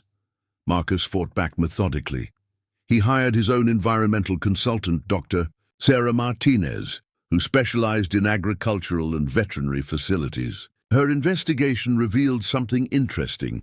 The mysterious liquid matched the chemical composition of a common cleaning solution. "This was staged," Dr. Martinez concluded, showing Marcus her findings. The pattern of the spill, the placement of the containers, it was deliberately arranged to create the appearance of contamination without causing actual environmental damage. But before Marcus could present these findings, Diana launched Phase 2 of her environmental campaign. Workers appeared to install air quality monitoring equipment throughout the barn. Within days, their readings allegedly showed concerning levels of airborne particulates. The source? According to Diana's experts, it was the combination of old wood, veterinary supplies, and improper ventilation. The solution conveniently aligned with her renovation plans, a complete overhaul of the barn's interior. Marcus discovered that Diana had also been spreading rumors about potential groundwater contamination. Local wells were tested, soil samples were taken, and though nothing was found, the mere suggestion of environmental hazards had some neighbors worried. "She's playing on people's fears," Grace observed. "Environmental concerns are powerful motivators, especially in a rural community that depends on well water." The situation reached a critical point when Diana's team discovered what they claimed was historical contamination beneath the barn's foundation. They demanded extensive soil testing, which would require temporarily dismantling parts of the structure. "This is absurd," Marcus argued during an emergency meeting with county officials. "The barn has stood here for decades without any environmental issues. These sudden problems only appeared after Diana started her campaign. But Diana had prepared her ground well. She presented studies about the potential long-term effects of veterinary drug storage, reports about soil contamination at other rural facilities, and testimonials from worried neighbors. Marcus countered by bringing in experts from the state agricultural department. Their comprehensive testing showed no evidence of contamination, and they praised his storage protocols as exemplary. However, Diana's team disputed these findings, demanding additional testing and proposing ever more intrusive investigations. Each new demand seemed designed to make the barn's continued operation impossible. The environmental pressure took its toll in unexpected ways. Some clients, hearing rumors about contamination, began questioning whether it was safe to bring their animals to the property. Others worried about exposure to the allegedly hazardous conditions. Marcus found himself spending hours reassuring people, showing them test results, and explaining how Diana's claims were baseless. Meanwhile, she continued creating new environmental emergencies that required immediate attention. "She's trying to wear you down," Grace warned. "Each new environmental concern requires time, money, and energy to address. She's hoping you'll eventually decide it's not worth the fight." But Marcus refused to give in. He documented every false alarm, every staged incident, building a case that showed a clear pattern of manufactured environmental crises. His detailed records would prove crucial in exposing Diana's tactics. As the environmental battle continued, Marcus realized that Diana had underestimated one crucial factor: the community's trust in his decades of responsible stewardship. While she could create temporary concerns, she couldn't erase years of his demonstrated commitment to protecting the valley's environment. Yet even as he gained ground in exposing her environmental schemes, Marcus knew Diana wasn't finished. She had already demonstrated her willingness to escalate, and he suspected her next move would be even more aggressive. The psychological pressure began subtly, but intensified with frightening precision. It started with anonymous notes left on Marcus's windshield, seemingly innocuous at first, but carrying veiled threats. Storage disputes can become dangerous, and accidents happen in old barns. The mental toll escalated when Marcus began receiving calls at all hours of the night. Each time he answered, there was only silence or the sound of barn doors creaking, recordings that seemed designed to unsettle him. The calls always came from different numbers, making them impossible to block effectively. Diana's psychological tactics became more sophisticated when she started spreading rumors about Marcus's mental state. "I'm just worried about him," he overheard her telling a group at Sarah's cafe. "All this stress about the barn, he seems unstable." Yesterday, I saw him talking to himself while pacing around the property. It's sad, really. The whispers grew. Some clients began questioning his judgment, wondering if the pressure was affecting his ability to treat their animals. The doubt Diana planted was subtle but persistent, like a slow-acting poison in the community's trust. Then came the gaslighting. Items in the barn would be moved slightly, just enough to make Marcus question his memory. Equipment he was certain he'd left in one place would appear in another.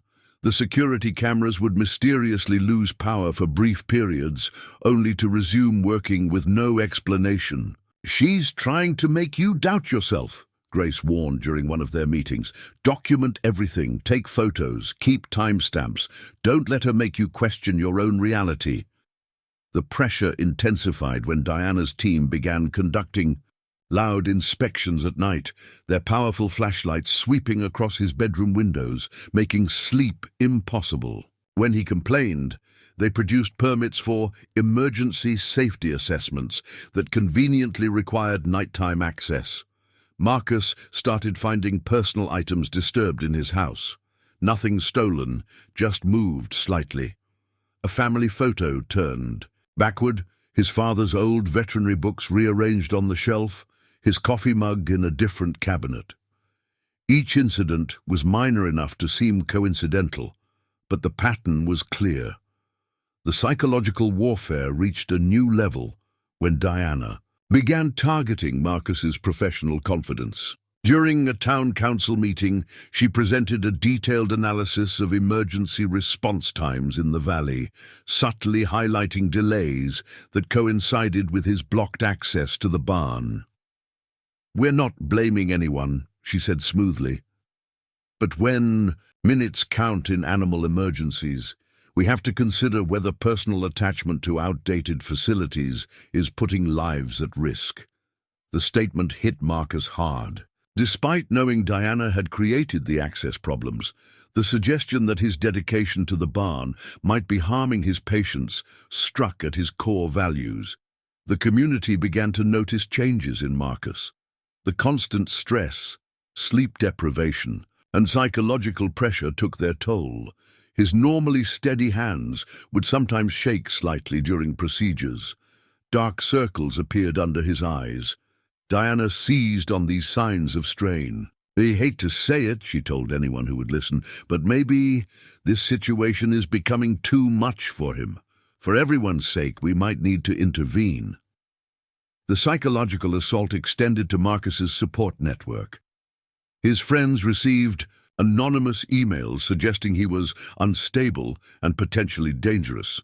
Some began to distance themselves, unsure what to believe. Then came the dreams. After weeks of disrupted sleep and constant stress, Marcus started having nightmares about the barn. Dreams where he couldn't reach dying animals because of endless maze-like storage containers, where Diana's laughter echoed through dark corridors. Grace noticed the toll it was taking. "This is textbook psychological manipulation," she explained. "She's trying to break you down mentally so you'll give up the fight." The turning point came when Marcus found his grandfather's old journal had been moved from its place in the barn's office. Pages containing details about the barn's construction had been dog-eared, as if someone had been studying them. This violation of his personal space sparked something in Marcus. Instead of breaking him, it strengthened his resolve. He began keeping his own detailed journal, documenting every psychological tactic Diana employed. He installed his own cameras inside his house and started wearing a body camera during his workday. Every conversation, every accidental encounter with Diana or her people, every mysterious incident was now recorded. "You're fighting back the right way," Grace assured him. "The best defense against psychological warfare is documentation and support." Marcus also began seeing a therapist, Dr. Thompson, who helped him develop coping strategies. "What you're experiencing is a form of targeted harassment," she explained. "Recognizing it for what it is helps maintain your psychological boundaries." As the psychological pressure continued, Marcus discovered an unexpected strength within himself. Each of Diana's attempts to break him down only served to clarify what he was fighting for, not just a building, but his integrity, his family's legacy, and his right to live and work without intimidation.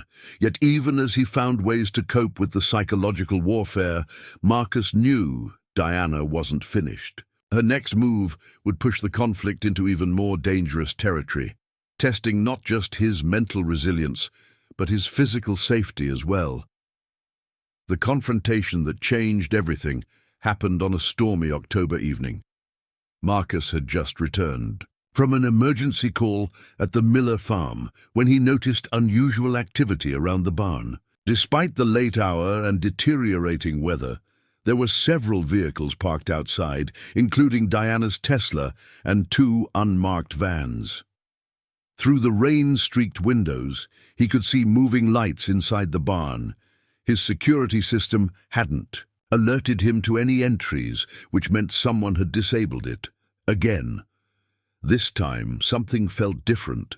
The furtive movements, the late hour, the assembled vehicles, it all suggested something more significant than Diana's usual harassment. "Tactics," Marcus called Grace immediately. "Document everything," she advised. "But be careful. If they're up to something illegal, you don't want to put yourself at risk." Ignoring the rain, Marcus approached the barn quietly, his phone recording video. Through a gap in the doors, he could see Diana directing several workers. They were moving his veterinary supplies, not just rearranging them, but actually loading them into one of the vans. "Make sure you get everything," he heard Diana say. "Once the contamination notice is posted tomorrow, he won't be allowed to access any of this anyway. Better to remove it now than deal with the liability." Marcus had heard enough. He pushed open the door, the ancient hinges groaning in protest. "Step away from my supplies," he commanded, his voice steady, despite his racing heart. Diana spun around, momentarily startled, but quickly recovered her composure. "Marcus, we were just conducting an emergency safety inspection. Given the environmental concerns we've documented—" "Stop," Marcus interrupted. "I heard everything. You're stealing my medical supplies and planning to frame it as a contamination issue." The workers looked uncertainly between Diana and Marcus, clearly uncomfortable with the confrontation. One of them quietly set down the box he was carrying. "I'm calling the sheriff," Marcus continued, pulling out his phone. "I wouldn't do that if I were you," Diana said, her practiced smile replaced by something colder. "Think carefully about what's at stake here. One call from me about unsafe medical storage practices, and your veterinary license could be suspended pending investigation. How many animals would suffer while you fight that battle?" Marcus felt his anger rising. "Are you threatening me?" "I'm being practical," Diana replied, stepping closer. "Face reality, Marcus. Your time here is over. The barn will be renovated, the property will be developed, and Silver Creek Valley will progress. The only question is whether you leave with something or nothing." "This barn isn't just property to be developed," Marcus shot back. "It's my livelihood, my family's legacy, and a vital service to this community. But you wouldn't understand that, would you? All you see are assets to exploit and people to manipulate." Diana's expression hardened. "Sentiment doesn't pay bills, Marcus. I've invested too much in this project to let your outdated attachment to an old barn stop progress. Think about your clients. What happens to them when you can't practice because of licensing issues, when insurance won't cover treatments performed in an unsafe facility?" "Is that what this is about?" Marcus asked, gesturing to his partially loaded supplies. "Create a crisis so you can swoop in with a solution? It's business," Diana stated coldly. "Nothing personal. I gave you chances to be reasonable, to take a fair offer. You chose conflict instead. Now we do this the hard way." Something in her tone, the complete lack of empathy, the casual cruelty, sparked a revelation in Marcus. This wasn't just about the barn anymore. It was about standing up to someone who saw the world solely in terms of assets to acquire and obstacles to remove. "No," Marcus said firmly, raising his phone. "We do this the legal way. Everything you've said is recorded.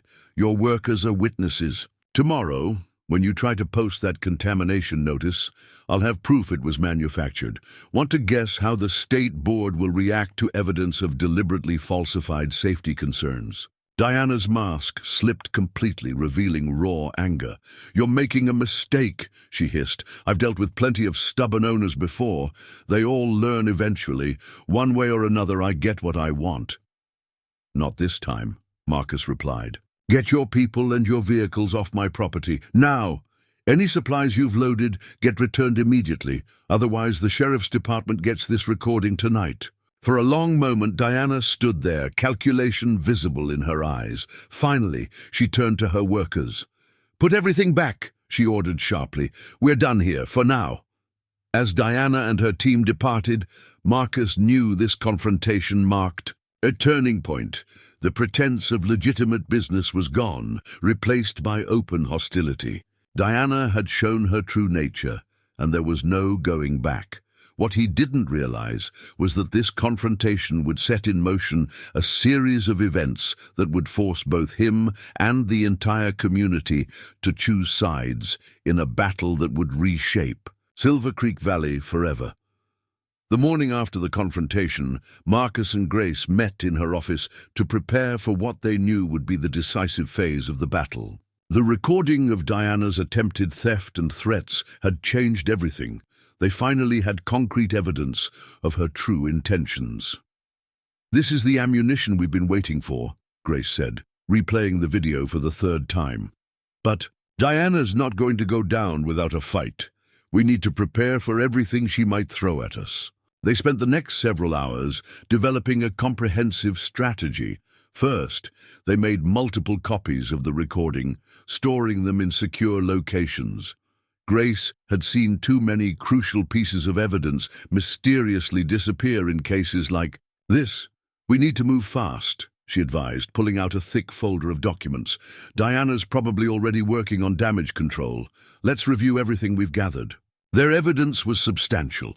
Photographs of the unauthorized storage, documentation of Diana's harassment campaign, records of her manipulated inspections, witness statements about her pressure tactics, and now the damning recording of her attempted theft and extortion.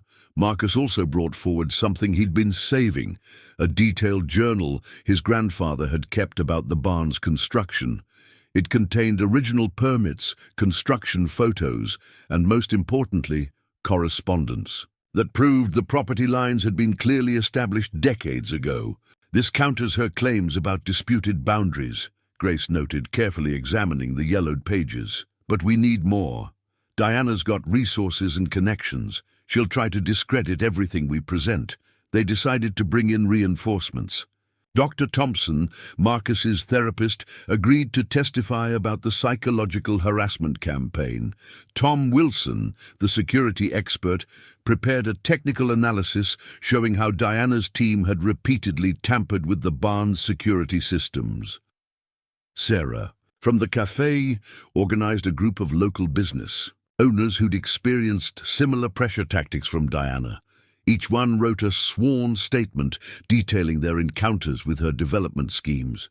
Even Janet Cooper from the County Records Office contributed, providing documentation of the suspicious pattern in Diana's regulatory complaints.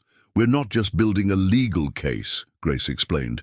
"We're exposing a pattern of behavior that goes beyond our dispute. Diana's entire business model relies on intimidation and manipulation. It's time to show everyone how she really operates." Marcus spent days preparing his own testimony, meticulously documenting every interaction with Diana from the first day she'd arrived in Silver Creek Valley.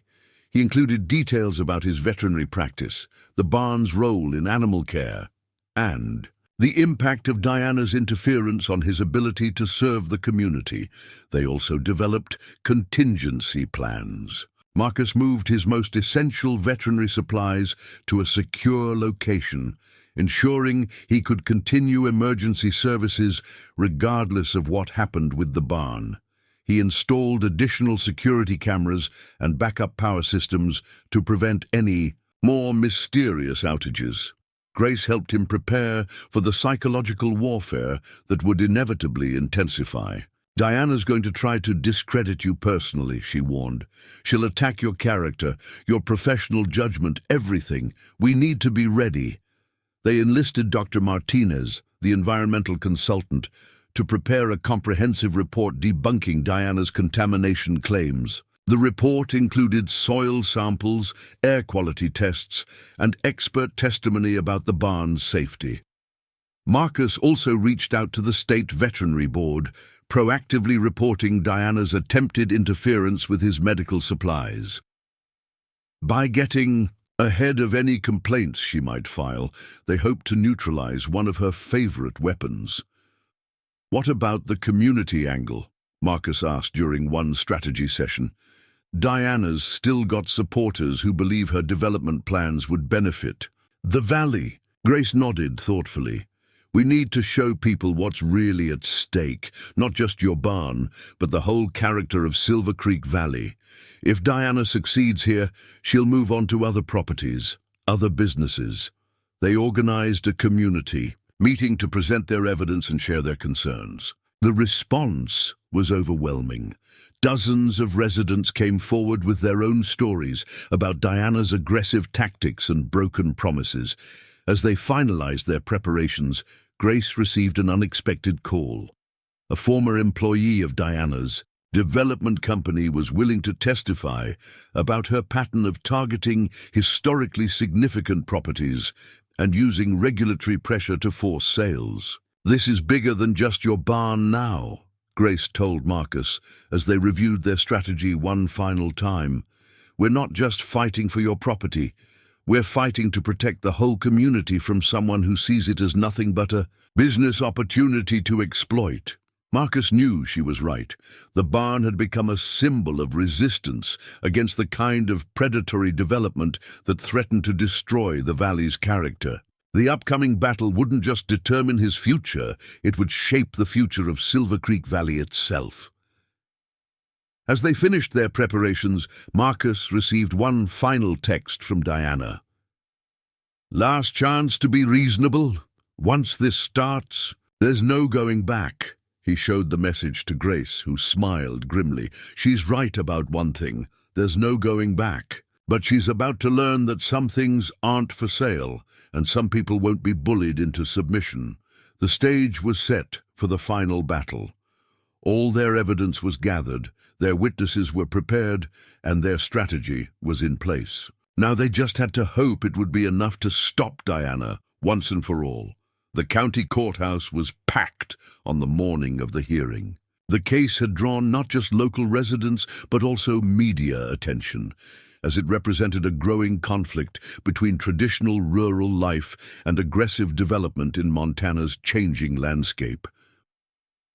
Marcus sat beside Grace at the plaintiff's table, watching as Diana made her entrance with not one but 3 attorneys from her Seattle law firm. She had dressed for impact in an expensive suit that somehow managed to look both professional and deliberately out of place in the rural courthouse. The hearing began with Diana's lead attorney presenting their case. His opening statement painted a compelling picture of progress being stifled by outdated sentimentality. He spoke of economic opportunities, job creation, and modernization, all being blocked by one man's unreasonable attachment to a dilapidated structure. "Moreover," the attorney continued, producing a stack of documents, "we have extensive evidence of safety violations, environmental concerns, and improper medical storage practices that pose an immediate risk to the community." But Grace was ready. When her turn came, she didn't just counter their arguments, she systematically exposed the manipulation behind them. She started by playing the recording from the night of the confrontation at the barn. Diana's voice filled the courtroom. "Once the contamination notice is posted tomorrow, he won't be allowed to access any of this anyway. Better to remove it now than deal with the liability. The impact was immediate. The judge leaned forward, his expression darkening as he listened to Diana explicitly discussing her plan to fabricate environmental hazards. Grace then called their witnesses, each one revealing a different aspect of Diana's campaign. Dr. Martinez presented her environmental analysis, demonstrating how the alleged contamination had been deliberately staged. Tom Wilson showed security footage of Diana's people tampering with cameras and locks. The former employee from Diana's development company proved particularly damaging. He detailed her standard operating procedure: identify valuable properties, create regulatory problems for the owners, then swoop in with a solution that always involved her taking control. It's a pattern she's repeated in multiple communities. He testified, find a vulnerable target, manufacture a crisis, then exploit it for profit. Diana's attorneys tried to object, to discredit the witnesses, but the evidence was too solid. When they questioned Marcus's mental stability, Dr. Thompson calmly presented her professional assessment of the psychological harassment he'd endured. The turning point came when Grace called Janet Cooper from the county records office. Janet presented her analysis, showing how every complaint against Marcus had been filed through the same IP address, despite supposedly coming from different sources. The timing and pattern of these complaints isn't just suspicious, Janet explained, displaying her findings. It's statistically impossible to have occurred naturally. This was a coordinated campaign of harassment using regulatory systems as weapons. Diana's composed facade began to crack as witness after witness came forward. Sarah from the cafe testified about overhearing Diana bragging about how she would force Marcus out. Local farmers spoke about the essential veterinary services they'd almost lost due to her interference. Then Grace presented the grandfather's journal, with its detailed documentation of property lines and permits. The respondents' claims about disputed boundaries are demonstrably false, she stated, part of a pattern of deception designed to create uncertainty about rightful ownership. When Diana finally took the stand herself, her testimony quickly unraveled under Grace's cross-examination. Her careful explanations about community development couldn't stand up against the evidence of her documented threats and manipulation. Ms. Chen, Grace asked, can you explain why you installed security cameras in Mr. Reynolds' barn without his permission? They were necessary safety measures, Diana replied smoothly. And these safety measures just happened to block access to his veterinary supplies, just like the storage emergency that conveniently required taking over the exact building you'd already drawn up renovation plans for months earlier. Diana's mask slipped. Everything I did was legal, she snapped. This community needs development, whether some backwards-thinking farmers understand that or not. Her contempt for the local community was palpable, and the courtroom's atmosphere shifted noticeably. Even some of her previous supporters seemed taken aback by her naked disdain. The judge's ruling was unequivocal. He not only ordered Diana to remove all her belongings from the barn immediately, but also issued a permanent injunction, preventing her from any further interference with Marcus's property. Furthermore, he added, this court finds clear evidence of harassment, attempted theft and abuse of regulatory systems. I'm referring this matter to the district attorney's office for potential criminal charges. As the courtroom emptied, Diana caught Marcus's eye. Her expression was no longer calculating or superior, just angry. This isn't over, she mouthed, silently before turning away. Marcus knew she was probably right. People like Diana didn't give up easily. But for now, at least, her true nature had been exposed, her tactics revealed, and her immediate threat neutralized. The barn was safe, and more importantly, the community had seen firsthand the importance of standing together against those who would exploit them for profit. As Marcus left the courthouse, surrounded by supportive neighbors, he felt something he hadn't experienced in months: peace.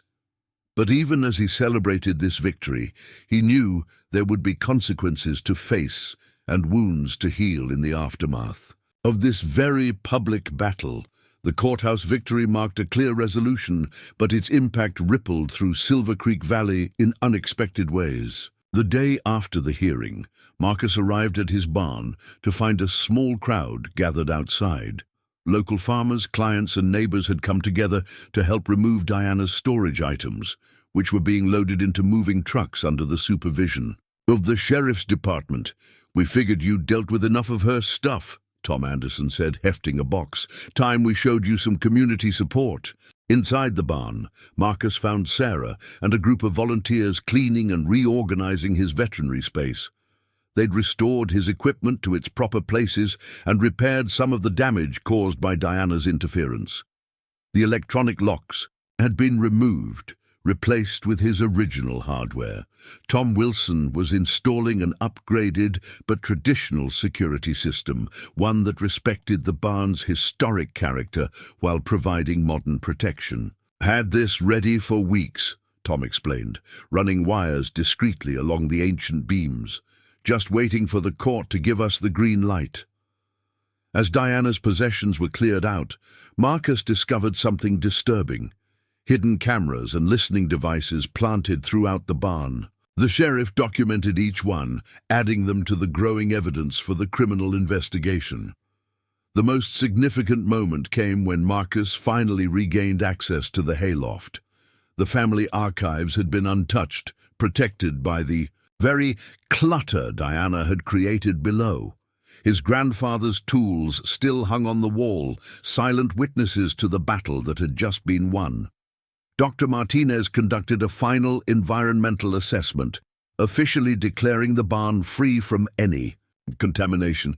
Her report specifically noted that all previous environmental concerns had been manufactured, documenting the evidence of deliberate tampering. The State Veterinary Board sent representatives to inspect Marcus's restored facility. Not only did they clear him of any violations, but they also commended his resilience in maintaining professional standards despite the harassment. Grace called with updates on the legal aftermath. Diana's development company was under investigation for similar tactics in other communities. The district attorney was reviewing criminal charges related to her attempted theft and fabricated evidence. "She's already left town," Grace reported. "Headed back to Seattle, according to my sources. But Marcus, she's got other projects, other companies. Don't let your guard down completely." The most profound change was in the community itself. The battle had exposed the true cost of unchecked development and the importance of preserving their way of life. Several property owners who had been considering selling to developers reconsidered, inspired by Marcus's stand. Local officials began reviewing zoning regulations, adding protections for historic properties and agricultural operations. Diana's tactics had revealed vulnerabilities in their system that needed to be addressed. That evening, as Marcus treated a neighbor's horse in his restored barn, he reflected on how the space felt different now. It wasn't just his anymore. It had become a symbol of community resistance against exploitation, a reminder that some things were worth fighting for.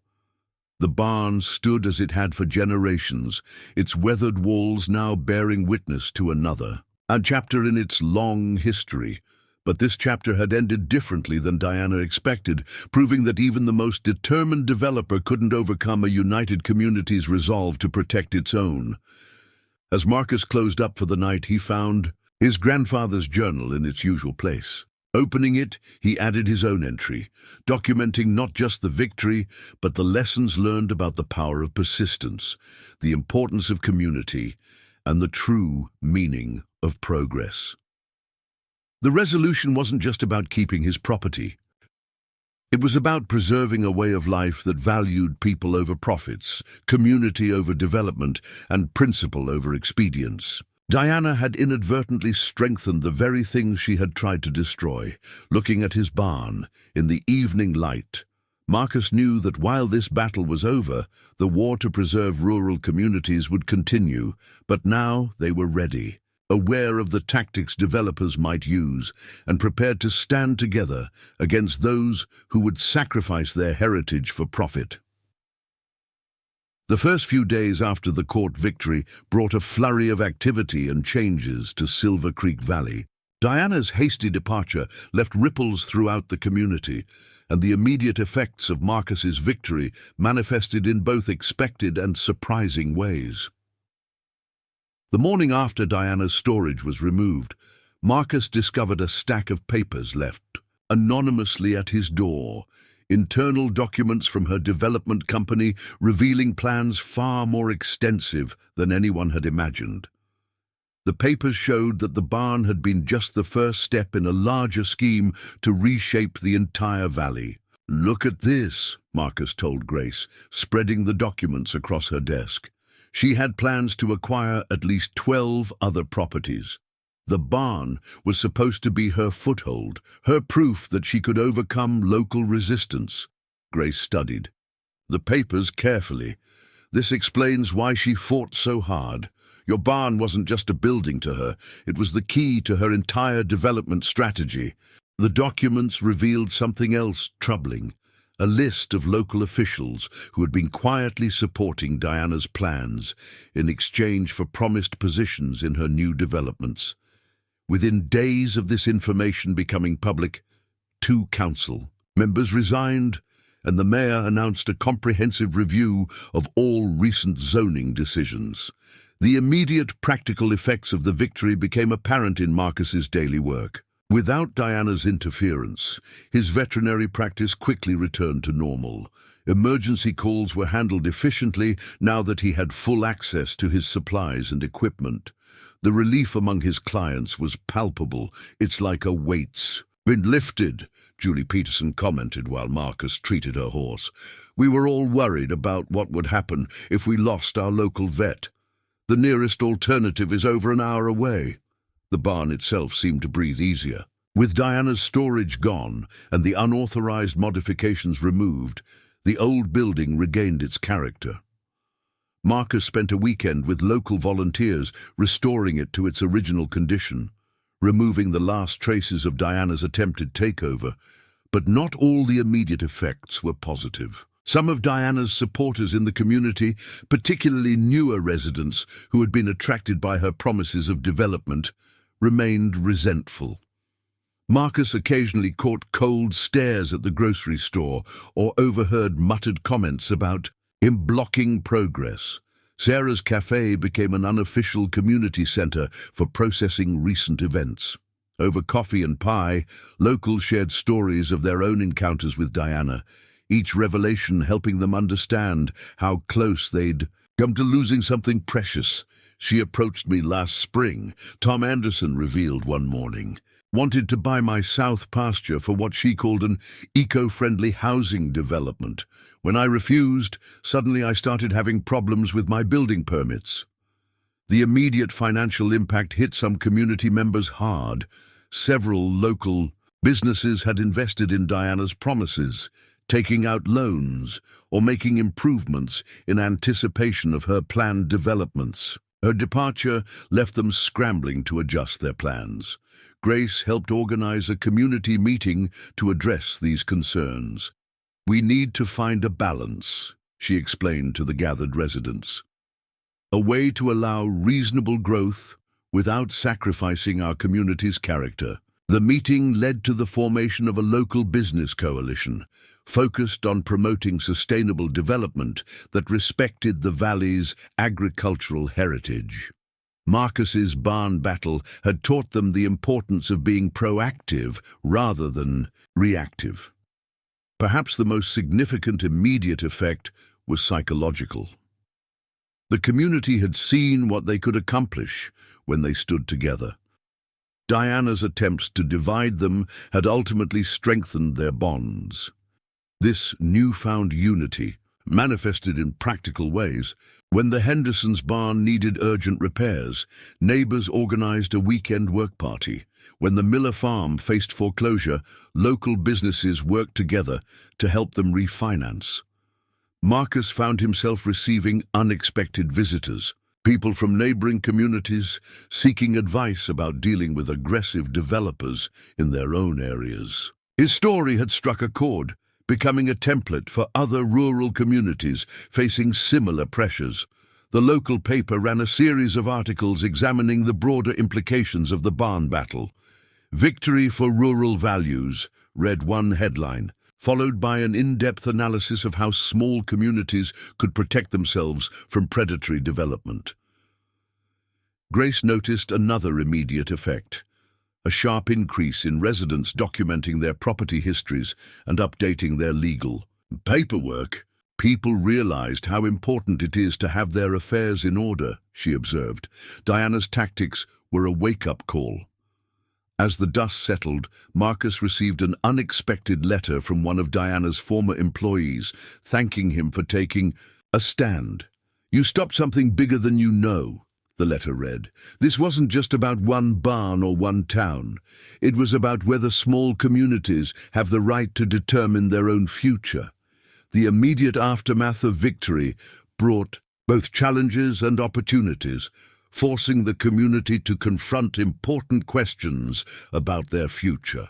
But one thing was clear: Silver Creek Valley had emerged stronger, more united, and better prepared for whatever challenges lay ahead. 3 months after Diana's departure, the broader impacts of the barn battle began crystallizing throughout Silver Creek Valley. The changes weren't just in policies or procedures, but in the fundamental way the community viewed itself and its future. The most visible change came in the form of the newly established Silver Creek Heritage Protection Committee. Born from the experiences of the barn battle, the committee brought together farmers, business owners, and local officials to review development proposals with a critical eye toward preserving the valley's character. "What happened with Marcus's barn taught us something important," Sarah explained during one committee meeting.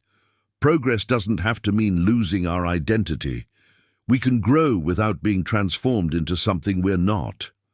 The committee's first major action was to create a comprehensive inventory of historically significant properties in the valley. Marcus's barn was among the first to receive official historic designation, protecting it from future development schemes. Local government underwent significant reform. The exposure of Diana's influence led to a complete overhaul of the Planning Commission. New transparency requirements were implemented, requiring detailed public disclosures of any proposed development plans.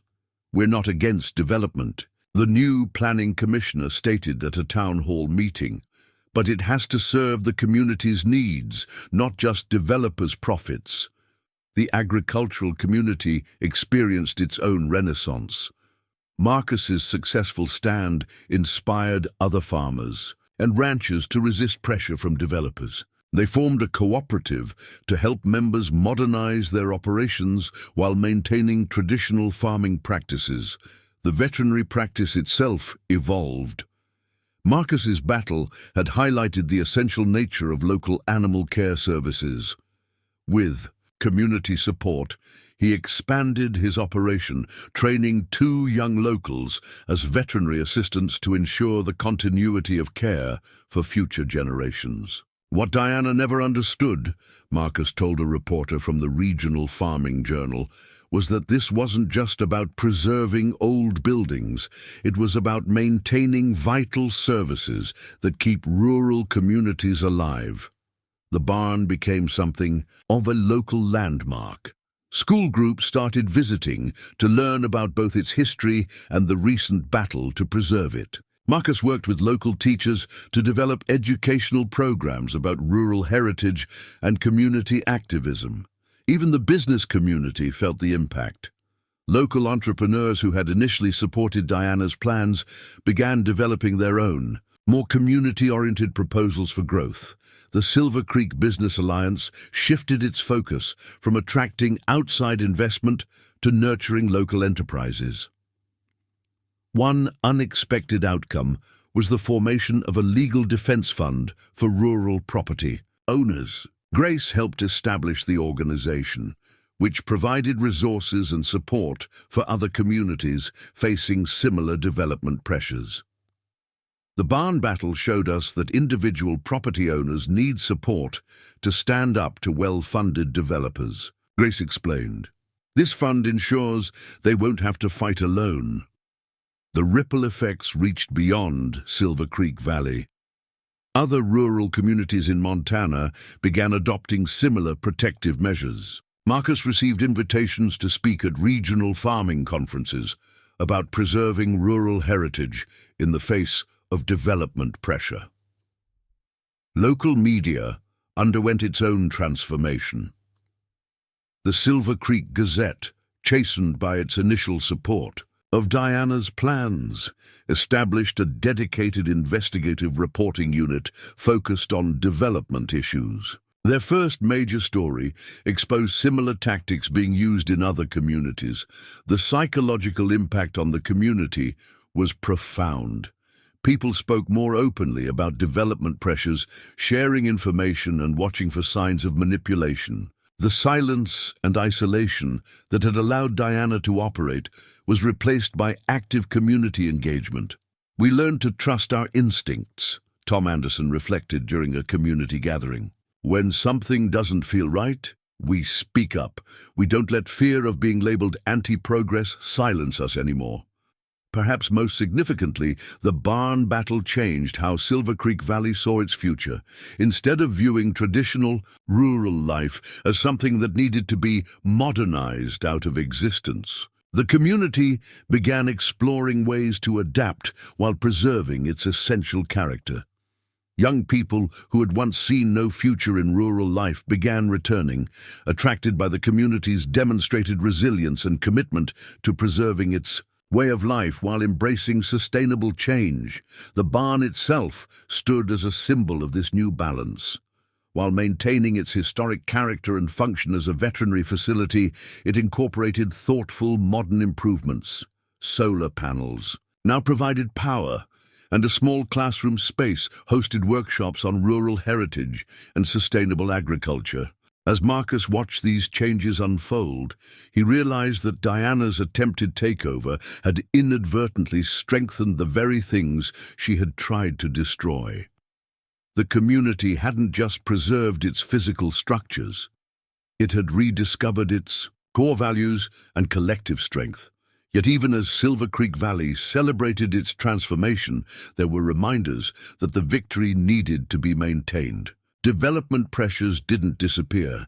They just took new forms. The community's challenge now was to remain vigilant while moving forward with its own vision of progress. 1 year after the barn battle, Marcus stood in the hayloft, watching the sunset through the same windows his grandfather had installed decades ago. The past year had transformed not just the community, but him as well. The barn looked better than ever. The original wooden beams gleamed with fresh cedar oil, and the newly organized veterinary space below hummed with efficient activity. But the changes went far deeper than mere appearances. Marcus pulled out his grandfather's journal, now accompanied by his own volume documenting the battle with Diana. He'd started writing it as evidence, but it had become something more, a testament to standing up for what matters, no matter the odds. "You know," Grace said, climbing the stairs to join him, "I found something interesting while reviewing Diana's case files. She's facing similar charges in 3 other states. Your stand here didn't just save the barn, it exposed a pattern that's helping other communities protect themselves." Marcus nodded, remembering how different he'd felt that first morning when he'd discovered Diana's storage in his barn. "I was just trying to protect my property," he reflected. "I never expected it to become something bigger." The experience had changed him in fundamental ways. The quiet veterinarian who had preferred avoiding conflict had learned to be an advocate, not just for himself, but for the rural way of life he represented. He'd discovered strengths he never knew he had. Sarah appeared at the top of the stairs, carrying coffee for them all. The cafe owner had become a close friend during the battle, and now she was helping Marcus organize community workshops in the barn. "Got some interesting news," she said, settling onto a hay bale. "Remember those developers who were eyeing the old Miller place? They withdrew their bid yesterday, said something about the community environment being unreceptive to their vision." Marcus smiled. Diana's defeat had sent a clear message. Silver Creek Valley wasn't an easy target anymore. The community had learned to recognize predatory development tactics and stand united against them. The barn's role had evolved too. While still primarily a veterinary facility, it had become a gathering place for community education and planning. The hayloft now hosted regular meetings of the Heritage Protection Committee, and the ground floor included a small museum showcasing the valley's agricultural history. "Sometimes I wonder what my grandfather would think," Marcus mused, running his hand along the weathered wood. "All this started because he built something meant to last, something worth fighting for." Grace smiled. "I think he'd be proud. Not just of preserving the barn, but of how it's being used to protect everything it represents." The past year had brought personal changes too. Marcus had emerged from his shell, becoming more engaged in community leadership. He'd started mentoring young veterinary students, ensuring his practice would continue serving the valley for generations to come. The legal battle's aftermath had led to unexpected opportunities. Marcus had been invited to speak at agricultural conferences, sharing his experience to help other rural communities protect themselves. His story had become a case study in effective community resistance to aggressive development. But perhaps the most significant change was in his perspective. The barn was no longer just his private space. It had become a symbol of community resilience, a reminder that some things were worth protecting at any cost. "You know what Diana never understood?" Marcus said, watching the last rays of sunlight paint the valley gold. She saw the barn as an obstacle to progress. She never realized that real progress means building on your foundations, not destroying them. Sarah nodded. "That's what makes this place special. We're not stuck in the past, but we're not throwing it away either. We're finding our own way forward." As darkness fell, Marcus closed his grandfather's journal and picked up his own. He had one more entry to make. Not about battles or victories, but about legacy, about how one man's decision to build something lasting had, generations later, helped an entire community find its voice. The barn stood silent in the gathering dusk, its solid presence a testament to endurance. It had weathered storms, both natural and human, emerging stronger for the trials it had faced. Like the community it served, it had found a way to preserve its character while adapting to changing times. Marcus locked up for the night, the familiar routine now carrying deeper meaning. Tomorrow would bring new challenges. It always did in a rural veterinary practice. But now he faced them with confidence, knowing that he stood on solid ground, surrounded by a community that had learned the true meaning of standing together. As he walked home, Marcus glanced back at the barn's silhouette against the starlit sky. Diana had tried to force his hand to make him choose between progress and preservation. Instead, he'd found a way to have both, and in doing so, had helped his community chart a course toward a future that honored its past while embracing positive change. The barn still stood, not just as a building, but as a promise that some things were worth fighting for, that community mattered more than profit, and that real progress meant moving forward without losing sight of where you came from. Up next, you've got two more standout stories right on your screen. If this one hit the mark, you won't want to pass these up. Just click and check them out.